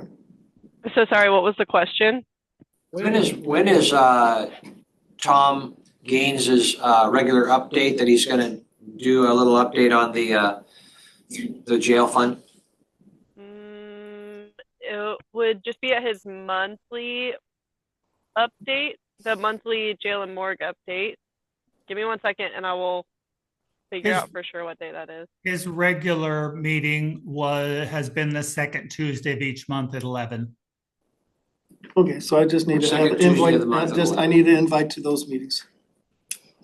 Make sure you know about it. Wasn't it just in one case, or is it That's just one changed? case. It's just this one Oh, month, okay, so Daryl. just 11th and then he's back to. Yeah. Oh, okay. Okay, because that was my follow-up question. I thought it was a permanent discussion. So I was going, do we move this meeting? I was together to just 11? listening to what Danny said, it was just this time. Just this time. Just Wait, this one time. Okay. So, I I don't- apologize.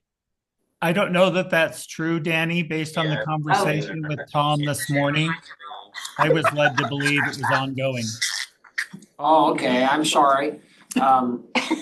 Our staff will clarify on that, and if it's gonna be a regular jail, instead of the 311, it's gonna be a jail and morgue update. We're combining those two meetings. Is that what we're saying, Caitlin and Barb? That is the understanding. Yes, Tom did just email and said that it will be added to his monthly jail and morgue update meeting. Okay, and is that, when is that? That should be like what Kirk said, that second Tuesday. Okay, And we have not put it on the calendar yet. But when it does get put on the calendar, we can be sure that it's on all 7th. the regular attendees of the stakeholders meeting, like the one that was supposed to be today, all of those regular attendees will be invited to those meetings. okay, great, Caitlin. So you heard that, Daryl. Everybody that's normally invited to the 311 one will be invited to this one.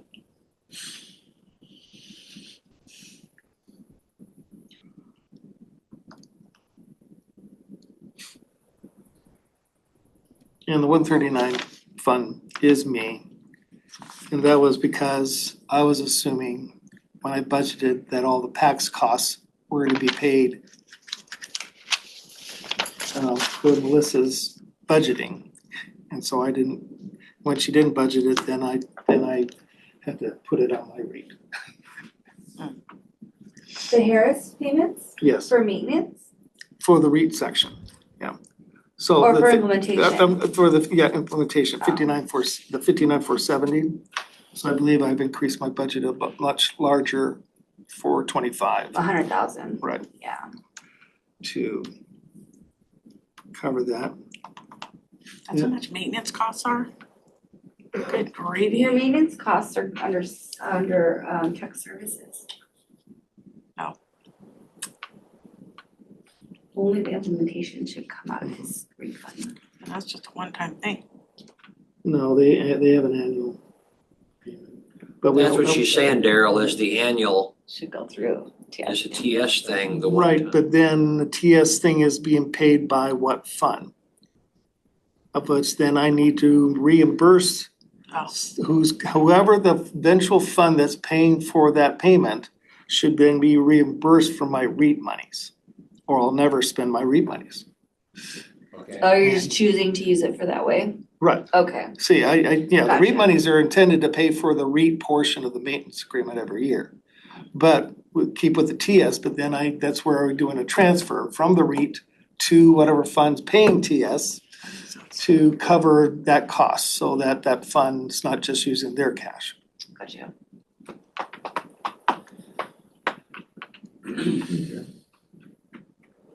So at the next meeting, are you ready to adjourn? Yes, I have, anything else, any other questions? Did he technically approve the minutes? Or we didn't bring them? We didn't have any, technically there was none to approve because we approved the last one that I had done. But I didn't do any other in between because I wasn't here. So we'll just use those, the ones that we had from Caitlin and put them in and I'll just put no prior. Okay, they would be approved No. by Carol. Okay, all right, never mind, we're good. Okay, nope. All right, thank you very much. All right, so we're all adjourned until, 9 o'clock this afternoon. It's always cold. I think it's 'cause that door. Miscellaneous discussion, so, we're in adjournment.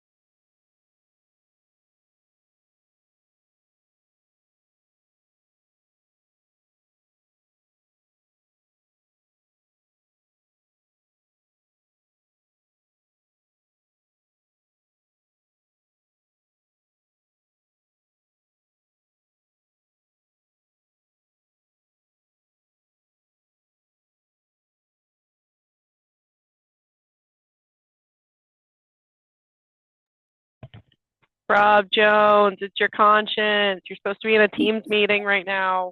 How do I get on? It's on Teams. Hang on. Hang on. I'll get on. I just thought we were gonna do it in this room.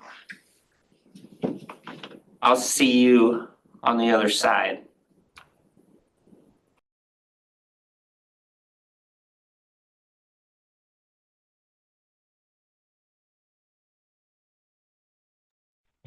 Kirk sent it to your calendar.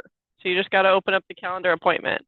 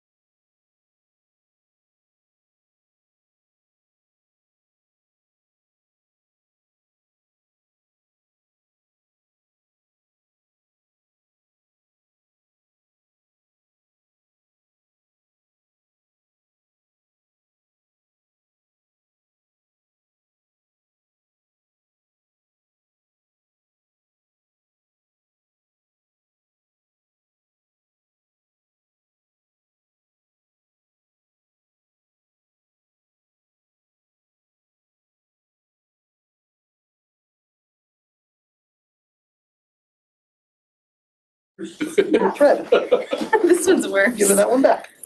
Oh. Okay, good afternoon. It is 1 o'clock, we're here for the Commissioners Roundtable, miscellaneous discussion, review of consent agenda items. First, before we start on the consent agenda, does anybody in the room have anything to add? For consent agenda or anything else? Something of great importance? It's like super quiet, hearing nothing. Crickets in the back of the gallery. Anything on consent agenda? I know that's gonna be hard to believe, but I only have one item. That is our lead. And I'm not sure that it's the right time to discuss it. But we held one of the contracts from last week. And hoping that tomorrow we can get a little clarification on that one. Anything for you, Rob? No. Okay. Anybody online?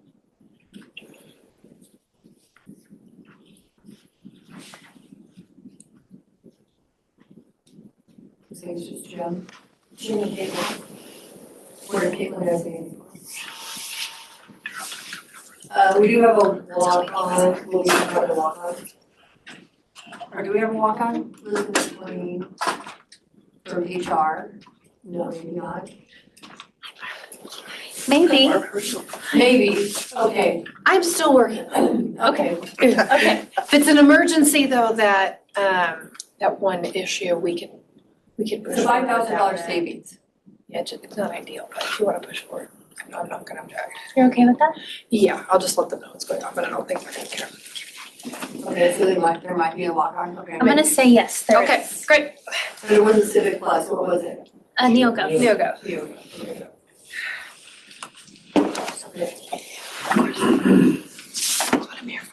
Commissioner District updates. Danny, your last update. Well, we'll start off with my updates because it was an active week last week. Saying Merry Christmas to a lot of people. I hope you guys had a wonderful Merry Christmas. 'Cause after we got done here on Monday, I was gone. So no county business really done except continual texts I get from the sheriff. Little things happening, like barricaded people and stuff, you know. Right? 'Tis the season. Yeah, but I don't really have much to report out here. Thank you. That was your last one, it's pretty short. Rob? Yeah, I did a couple things last week. I did go out to one of the comp plan properties that we'll be voting again on next week or the week after. So I did go out and look at that with Jim Cook. So I don't remember what else I did. I was here all day on Thursday and Friday. Well, I'm glad we're here all day on Christmas Day. Yeah, I don't know why I was here all day, but I was. HR stuff, Kevin Burgess swearing in also took place last week. I was at that, did some HR stuff. Oh, yeah. I forgot. District 1 commissioner attended the District 2 commissioner swearing in. Oh, yeah, you That did was a attend mine. rather topsy-turvy event because all of a sudden you were gone. You Well, were just gone. I had an Like, I thought we issue. were having a swearing. Then he showed back up and did his You thing. found it then, His mom okay. showed up and. And My mom was in town dropping off those candy apples. That was the only reason she was here. By the way, thank you. I was shocked at that big candy apple. well, I'm glad you found Rob, because Rob was MIA and we were looking for Rob to his swearing in, since it's on the calendar. Nobody knew where it was. Thought maybe he chickened out after the election. Still waiting for my apple. I haven't seen it yet. Still waiting for my presents. Yeah. Yeah, stuck in the chimney. District 3 is, seems to be moving right along. I am pretty excited about the new Parks District in Quincy. It's gonna be really fabulous, the $20-30 million project that's underway. Will be starting this in pretty impressive down in our county. And just an FYI, I personally moved the stuff, so if you can't find anything, I moved the rosy pans into our cupboards. I just was tired of looking at the junk over there. And then the stuff that was in the closet is now in the credenza, so just can't find what was there. Just FYI. Or call me if you can't find it, everything's still located in that area. Anything else for the update?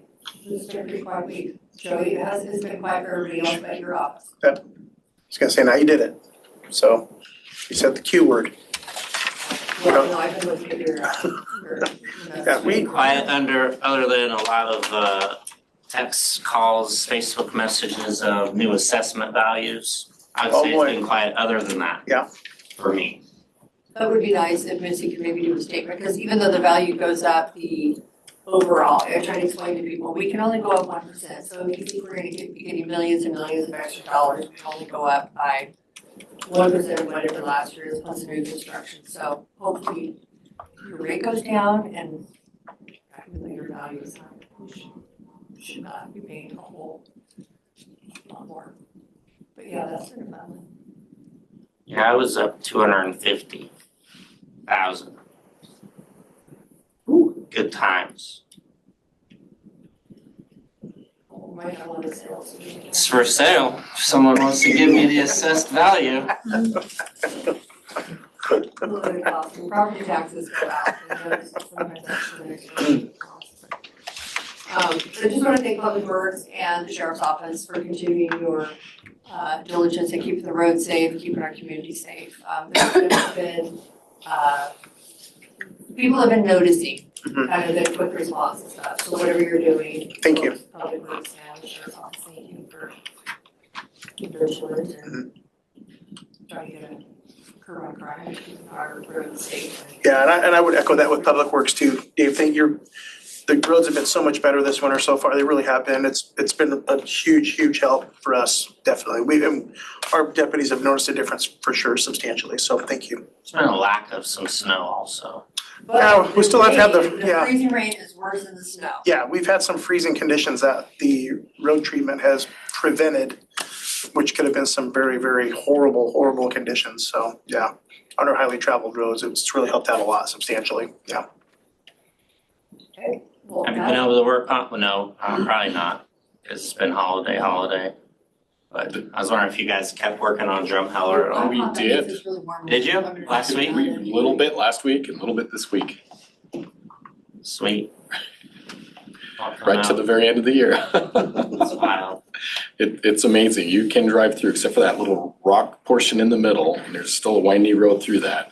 But on either end, 3 miles to the south, 4 miles to the north, it's open, 60 feet wide, with reject gravel on it, basically the free gravel that we have at our pits that is rejected, was put out on there, so we have, it's getting close. I also received some ARPA fund to take care of that.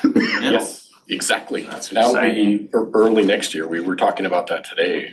The weather has been very helpful. We can continue through, perhaps. Other than the rain. That The rain's been a little soft. it has, exactly. I will say that you mentioned ARPA, Rob, that we made the final decisions last week on the allocation of the last of the ARPA dollars. I'm very grateful for that to be over. That was probably the biggest hassle of my 4 years, was trying to follow all the rules, the ever-changing goalposts and all that, and stay within the legal parameters that we were given as far as how to give those funds out. And I think we did some good things with it, and it continues with the Drumheller and the coroner's office and some of those things. Okay, well, this may be one of our shorter meetings, so I have nothing else. Can I just add one more thing, please? Yes. On just behalf of the Sheriff's Office, I just want to thank Commissioner Stone for your service to the commissioner and for the last 4 years and the partnership that our office have had with you specifically as well as the rest of the board. But thank you so much for all you've done for the community and for Grant County and for the sheriff's office specifically. So thank you. Appreciate your service. You're welcome and thank you.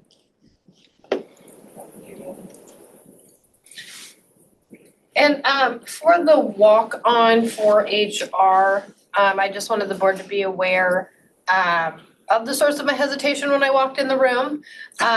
There is a hyperlink that ideally would be attached, but it is only to a page containing other hyperlinks, of which the relevant ones are attached. So I'm not all that concerned, and given HR's desperate need for the product, I think that very much outweighs any potential issue that could arise in litigation from that. And so that's why I'm not objecting to the walk-on, and that was what my hesitation was about. Otherwise, there are no other issues that you need to be concerned about or that I'm concerned about. Okay, so Caitlin, you will have a walk-on tomorrow from HR. Okay. So work with Gina, or Gina work with Caitlin to get it, okay? Okay. Any other walk-ons? Is there anything else? It's 1:11, we finished. 1:11, we are in recess until 2 o'clock in the Republic. Is there a spot?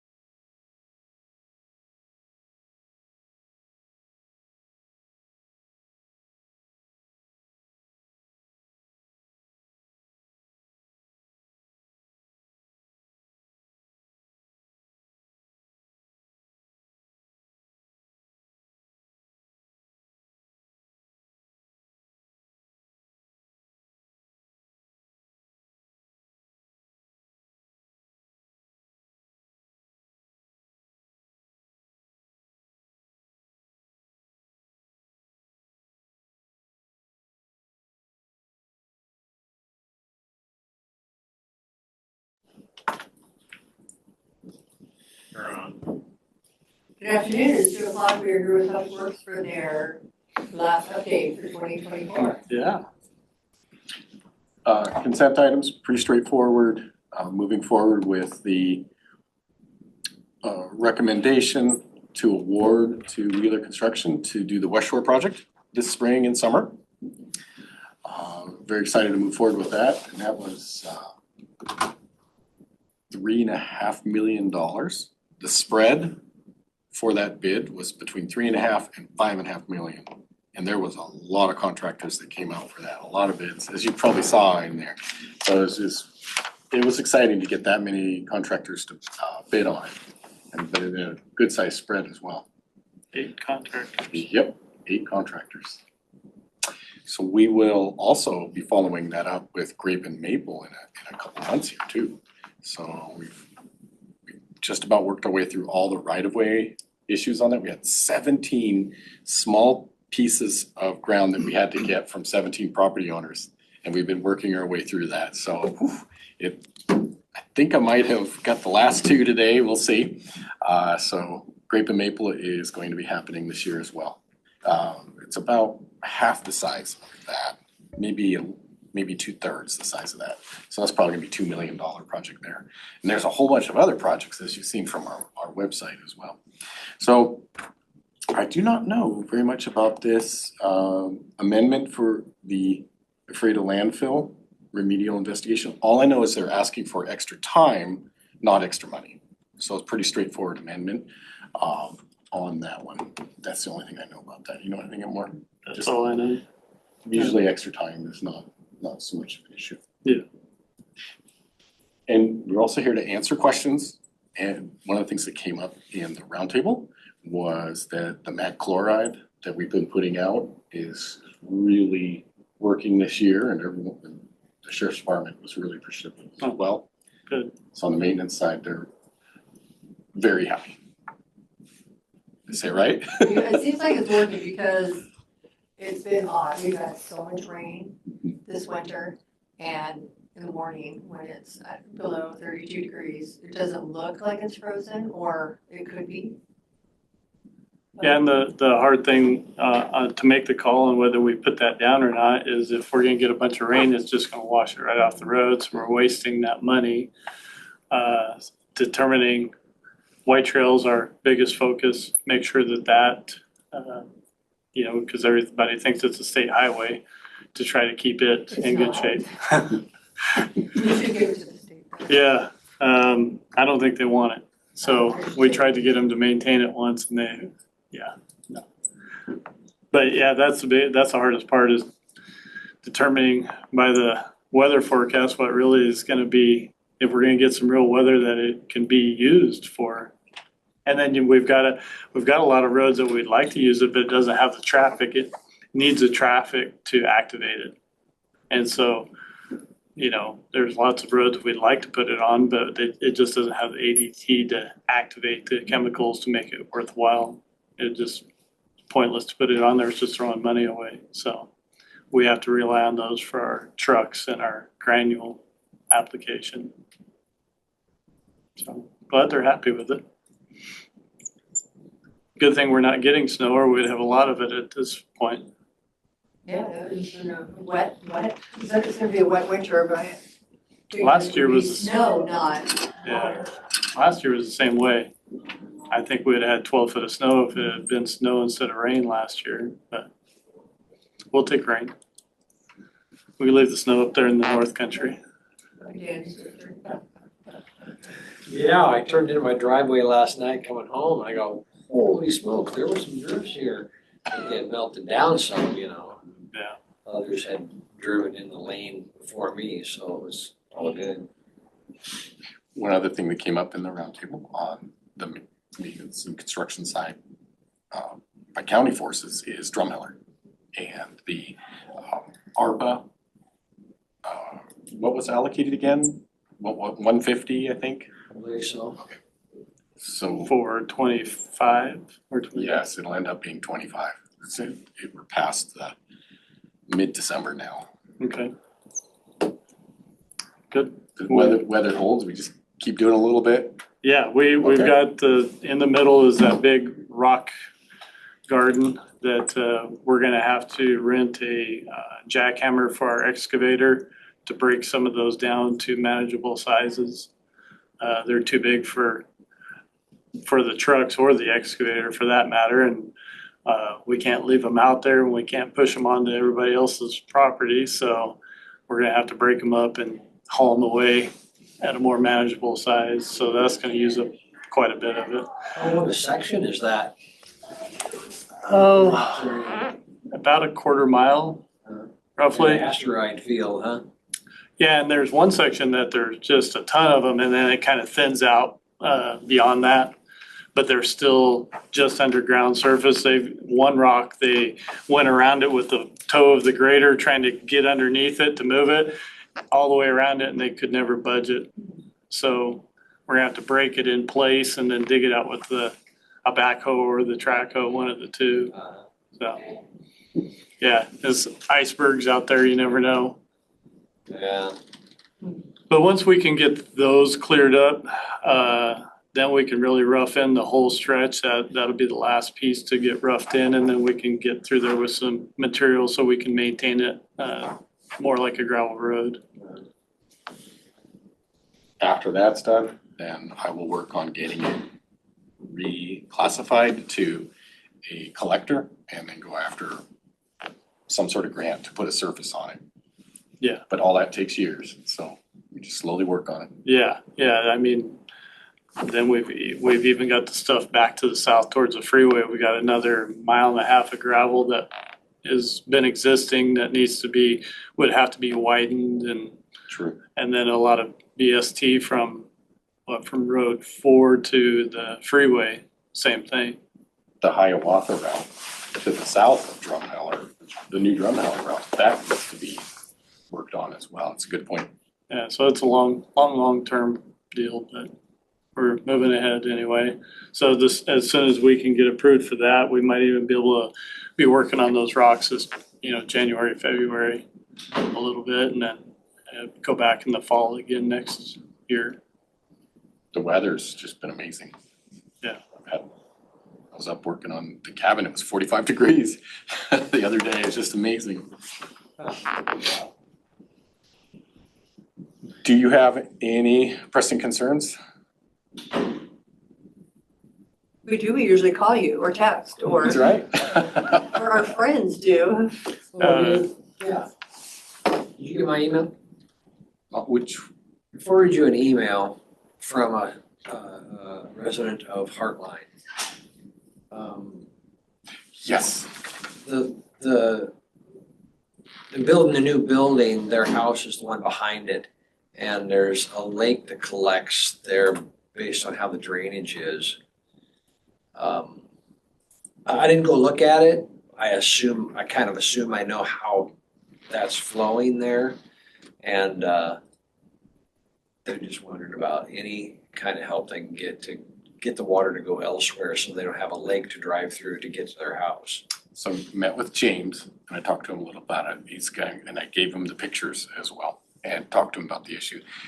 So any water that does come off of our ground, we are responsible for storm drainage that does exit from the county property, if you will.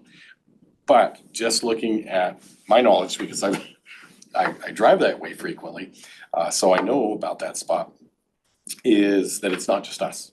So it's a combined stormwater issue. So it's not just that straightforward. That being said, I'm hoping that if we can cut through the duff layer, that topsoil, if there is material that drains below that, maybe we can put in something very simple like a 4 foot deep by 4 foot wide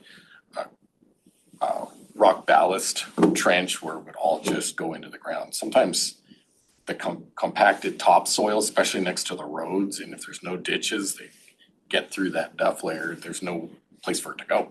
And that's what it looks like to me. It's just pooling at the lowest spot in town right there. But I think we have some responsibility for the portion that comes from our shop area, but I don't know how much that is. And I do see other areas that naturally drain toward that too. My line.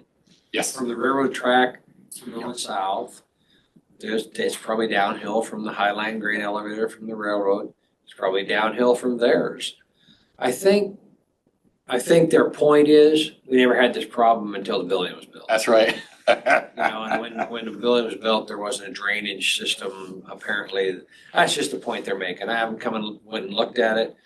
I don't think these people are, she wasn't being obnoxious and writing her email asking Looking for a some help. solution. They just wanna, what's the solution, right? Yeah. And if it's an easy thing like that, to basically have a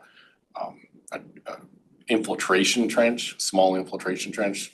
I've done that on some projects on the west side and it worked really well. It just depends on what we have under the ground there. So I don't know. So how are you gonna respond to her? Or maybe John or whoever will? Exactly, but I've got James looking at it already, because I wanna get his perspective on it as well. I don't know if he's talked to you about it at all. No, I haven't. I was gone, now he's gone, so I just got the email today. I believe Rob sent it about it. The same property owner, they're on the west side of the shop. So as a property owner, for example, our area, if it's draining, we're responsible to infiltrate that or handle that storm drainage on site if we can. If there is no infiltrative capacity, find the way that the stormwater used to go. So I have to do some analysis of it too after James takes a look at it. Hopefully, it is a simple solution. You never know with these things. Yeah, I'm pretty certain they'd be happy just to know that you were taking Just it looking at it. seriously and looking at it, Yes, I can respond to just tell them, hey, we're looking at it. We don't know who's, it looks like it's overlapping responsibility. A whole bunch of people are responsible for that stormwater. And hopefully there's a simple solution. I think if we can take care of what's coming off of our property, that should solve some of the problem. We can't do anything about I think Port District 5 owns a bunch of property around it as well, so.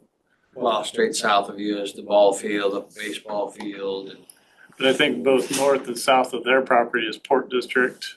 They're kind of in between us and Port District property. They're right in the middle of us. And it might be as simple as on the fence line, on our west fence line, putting a small ditch where the material goes up on the back slope towards the fence, where the water runs back down towards the ball field. And then we can possibly put a small 4x4, 5x5 drainage pond, so to speak, that can handle most of that. It just depends on what's underneath. yeah. But something that'll take it off of our property and go south and not onto them. Yeah, the email read, hey, before you're done, I was told I should talk to you about this. I'm like, well, wouldn't this have been smarter like a year ago? Yeah, the shop's only been there about 10 years now, so.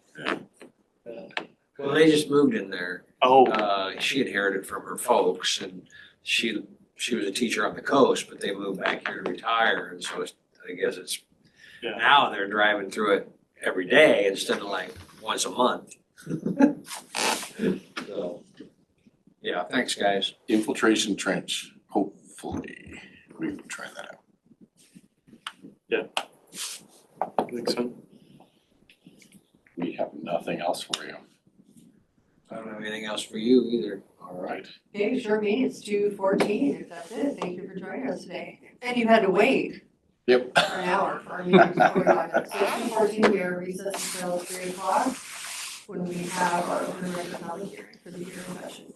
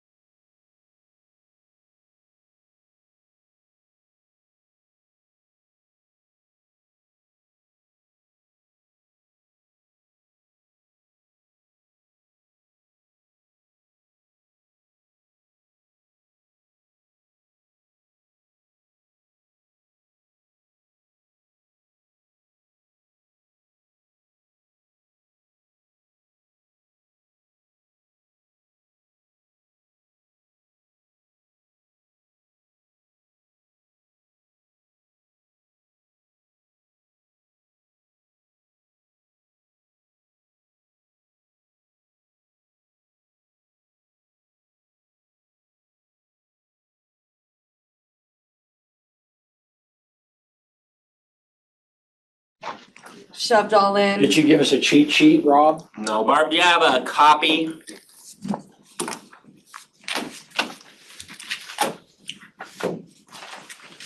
Caitlin, can you hear me? Got a cheat sheet. Anybody What listening? kind of cheat sheet? Something that we I can have. give all the accurate information as we pass this. Nobody's listening.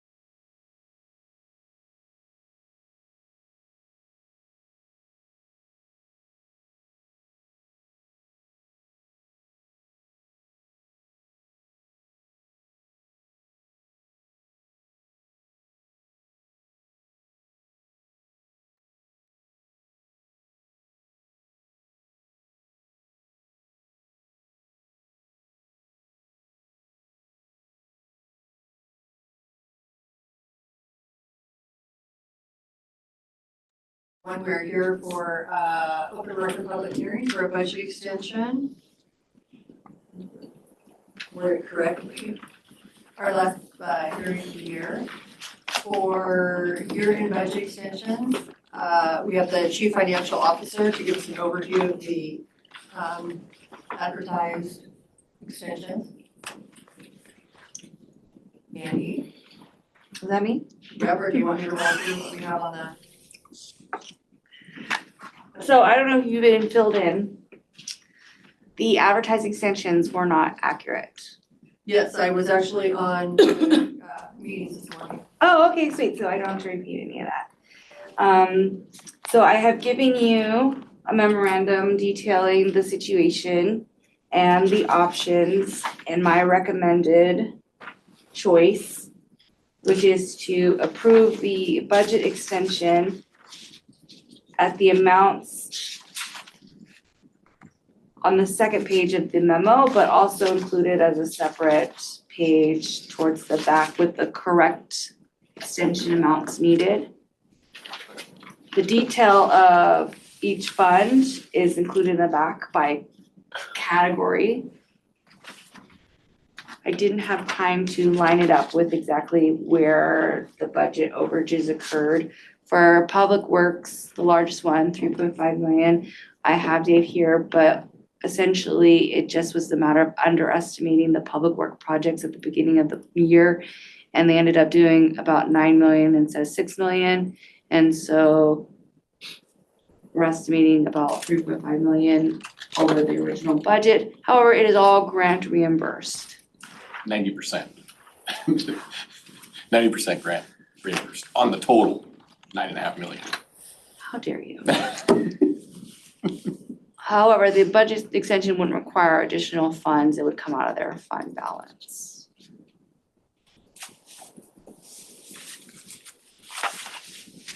Sorry, I'm trying to pull that up and I'm not. Additionally, all the other funds that were over, it's the same situation. The funds just will come from their fund balance.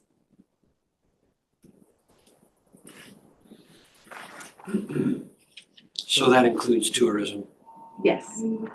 I don't know how that shook out, but So what happened is way back in March, one of the entries in our spreadsheet, it got entered, like, it was supposed to be a comma and it got entered as a period. And so it just did not put it into the big overall spreadsheet. And unfortunately, it was a really big number. It was 17,464. And so I fixed it. And now Cooley Creative, little buddy, is $17,464 over budget because that never, it was not ever reflected.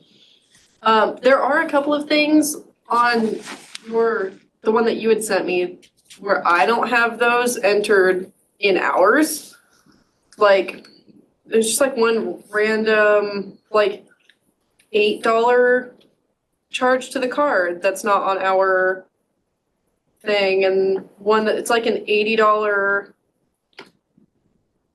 travel thing for Amanda that's not in our spreadsheet either. And all of the other ones on there, there's a couple where like it was supposed to be for 2817, but the actual amount that got paid out was 2881. So there's just a couple, and I'm not sure what happened or like if it was just a typo or what, but they were ones that were like back in February and March and stuff before I was here, and unfortunately Emily's not here, so I don't know when she took over on payables, but I don't know if they just got typed wrong when they were putting the batch or what, because they, like, the travel vouchers should be the same amount every single time, like for each person. So like all of Amanda's are 2817 and all of like, Sandra's are 4886 or whatever. But then when they're on the spreadsheet, for the most part, they match. And then there's just like a couple here and there that are just a couple of cents off, which is just strange. So, and obviously those couple cents are not like as terrible as the $17,000 error, but I'm just not sure. so we can investigate those and correct those later on through prior period adjustments. However, even correcting those wouldn't cause us to not have to do the extensions, so. Right. Yeah. So I guess I just, when I talk, I guess I don't know then, are you saying that it would come out of LTAC funds? Yes. I don't, because you said it was like a 1-for-1 deal, but there seems to be a carrying balance. So what, this is just what I was told by Emily. When I had asked her a couple weeks ago what happens if tourism goes over budget, basically, I had asked her if we would do a budget extension, and she had said that, like, kind of can't really do a budget extension because they were granted this certain amount, so they need to spend within within the 450.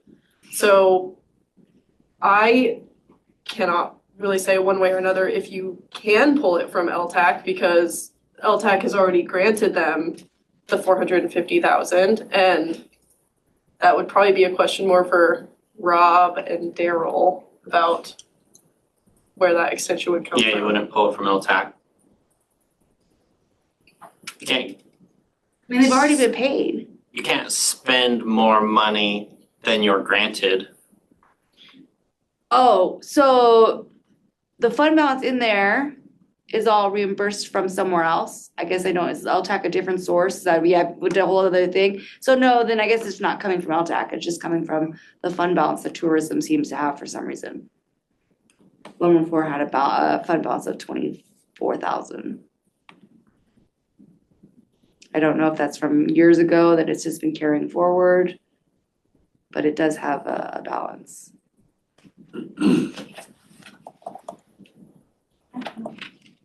Okay, so I'm a little confused, so I'm just gonna, I am not going to approve anything more than what has been advertised, because I know that I will get hammered. So I, as commissioner, will not be voting on that, because I know it's highly illegal to, when we advertise, it has to be that amount. So I don't know if we can, I know ending the year in a negative balance, we did it last year, and tourism again is another fund that we're probably gonna get hammered on through the state auditor's office, because we're not supposed to end that in a negative, and yet here it is, an account that we're gonna end in a negative.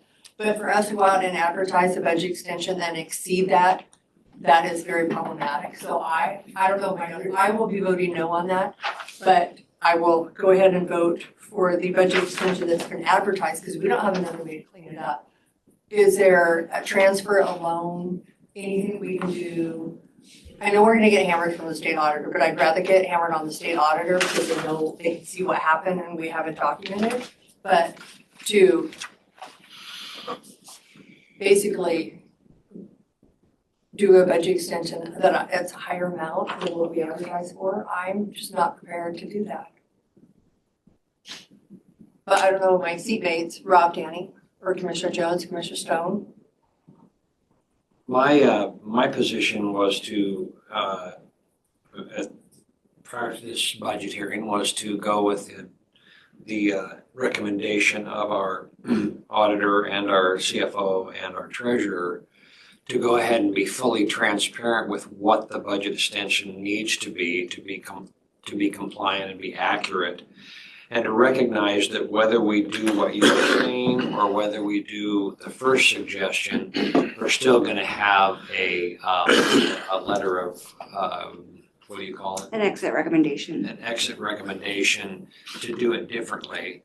But at least if we verify the numbers today, we will be transparent about the fact that there were mistakes made in the published amount, and we can verify what those published amounts were and then say this is what it actually is. And so we're being as transparent as we can with the public about that. We will be non-compliant with an RCW one way, or we'll be not compliant with an RCW the other way. So we're gonna get hammered either way. So better, in my mind, to be fully transparent with the numbers the way they actually are and what the difference was between what we advertised.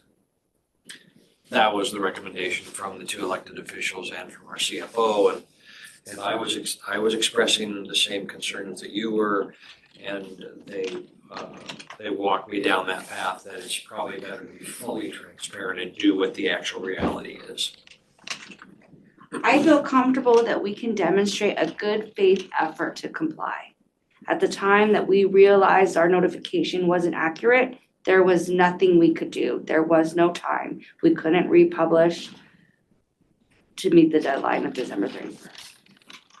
And if I get it. Yeah, I'm not saying, I think the fix, I'm just reluctant, where you advertise and notify the public, even though the public, I doubt that we have a lot of callers that are calling in, but again, it's something that you notify the public. It's just doesn't, for me, bode well when we send it out, we advertise, and we have this incorrect amount. We need more. It's easier to go lower. You just can't go higher. We're technically going lower altogether. We have eliminated quite a few funds. Yes, I see that. And the funds, there's only two that weren't identified in the notification, tourism and law and justice. And the amounts over are in total 22,000 between the two of those. So this, I'm looking at 3,840,700, and it's not added up here, and I can't pull it up on my computer. Do you know what the initial request we advertised for? 4,282,000. And that's on the front. It's just at the very, very bottom of the memorandum. Oh, yep. 4,282. Okay.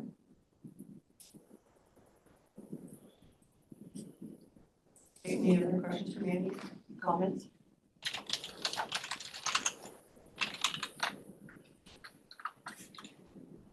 Hearing none, does anybody in the room? Anybody online have any comments or questions? Can you hear me okay? I'm having some audio issues. Yes. Okay, we do have 2 call-in users, and Cindy, I apologize, I'm struggling to hear you. Can your microphones, I think it's that part of the room because I had a problem with Danny too. The first person that we have is Cammie. Cammie, do you have any public comment today? Okay, no. The second person is Pepper. Pepper, do you have any public comment today? No, I do not. Thank you. That is it. Okay, thank you, Cammie and Pepper and Barb. I move to close the public comment portion of this hearing. I'll second that. There's been a motion and a second to close the public comment portion of this hearing. Any discussion? All in favor, say aye. Aye. Aye. The public comment portion of this hearing has been closed.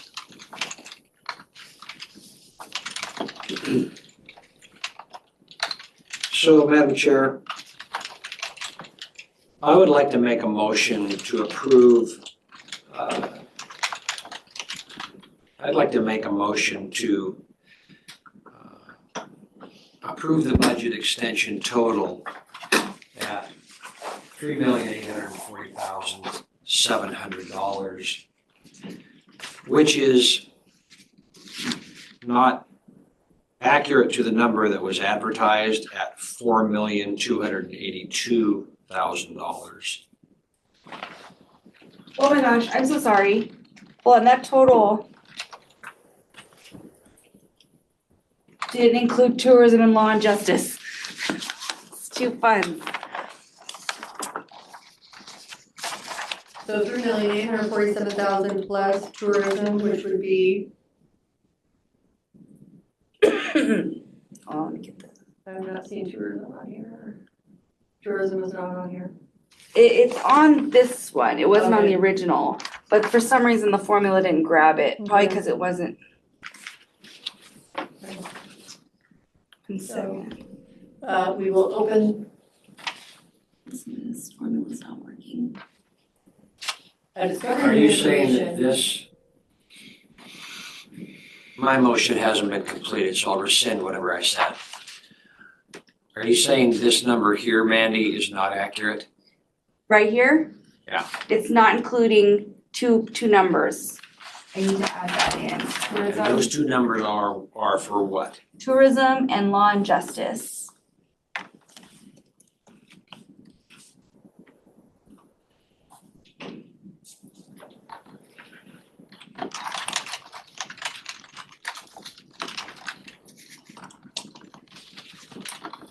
Also, staff has not received any paperwork, so Mandy, can you make sure we get it for the record, please? Yes, ma'am. Thank you.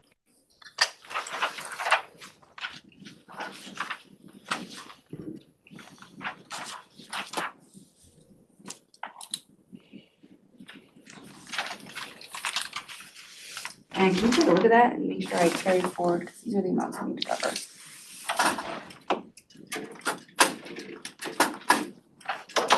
So you are adding, I'm adding 22,700. What are you adding as far as tourism goes? 20,000. And what are you adding as far as law and justice goes? 2,700. I have data. Your total is? Just making sure and adding up. Double checking. 3,860,000. That's my adding, my adding, 2,063,400. Yep. I don't trust that somebody. Say it again. 3,863,400. Yes.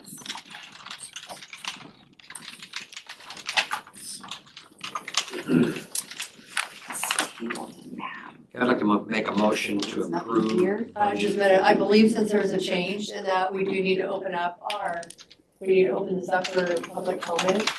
Is there any public comment amongst the commissioners? Does the public have any comments or ask our audience if they have additional comments with the additional 22,700 added? We're really sorry about that. Okay, I will unmute Cammie and Pepper again. Cammie, do you have any comments? A little, it's not exact. Nope. Pepper, do you have any comment?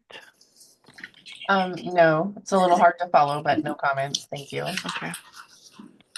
Okay, thank you. No other public comment? Look for a motion to close the public comment portion of the hearing again. I move to close the public comment portion of this hearing. Second. There's been a motion and second to close the public comment portion of this hearing. Please note that we did have public comment previously, but there were some additional funds of 22,700 that were added, so we opened up public comment for those additional. Any other additional comment?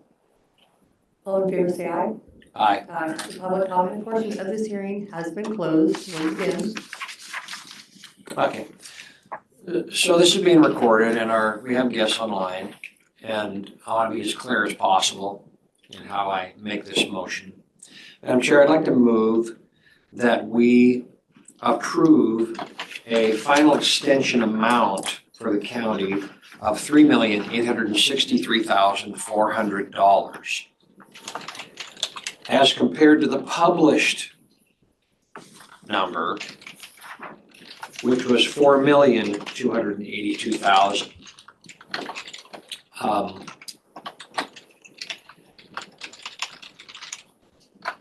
There were some and I'll just leave the motion right there. Second. There's been a motion and second to approve the budget extension with $3,863,400. The motion is second. Any discussion? Yes. So, as our CFO represented to us. Perfect. We had. We're all good. Barb, you're online.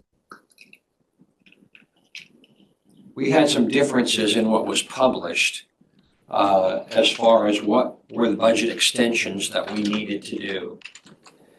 And some of those budget extensions were not needed at all as the December numbers came in. Some of them needed to be increased a little. And as it turns out, our budget extension is less than we thought we were going to have to make, which is a good thing. But to clarify, our county roads stayed the same at $3.5 million. Basically, most of that was the fact of grants that we got that we utilized for our roads. INET increased by 46,000 as compared to the published 13,000 for a total of 59,000. Our tourism was instead of it's a $20,000 increase that we needed. That stayed basically the same. I think we published it at it wasn't published, okay? Well, wasn't published. Our REIT admin stayed the same at 27,000. And one that wasn't published also was Law and Justice, and that became $2,700. New Hope was increased by 142,000 from 50,000 to 192, and dispute resolution was increased by $700 from 1,000 to increased by $1,700 from 1,000 to $2,700. And finally, our REIT administration was increased by 34,000 from 26,000 to 60,000. So just to clarify, we are lowering the budget, but some of the numbers were a little different in some of the areas to be totally accurate and full disclosure. Any other discussion? All in favor say aye. Aye. Those opposed say nay. Nay. That concludes the hearing and the budget extension has been approved. Thank you.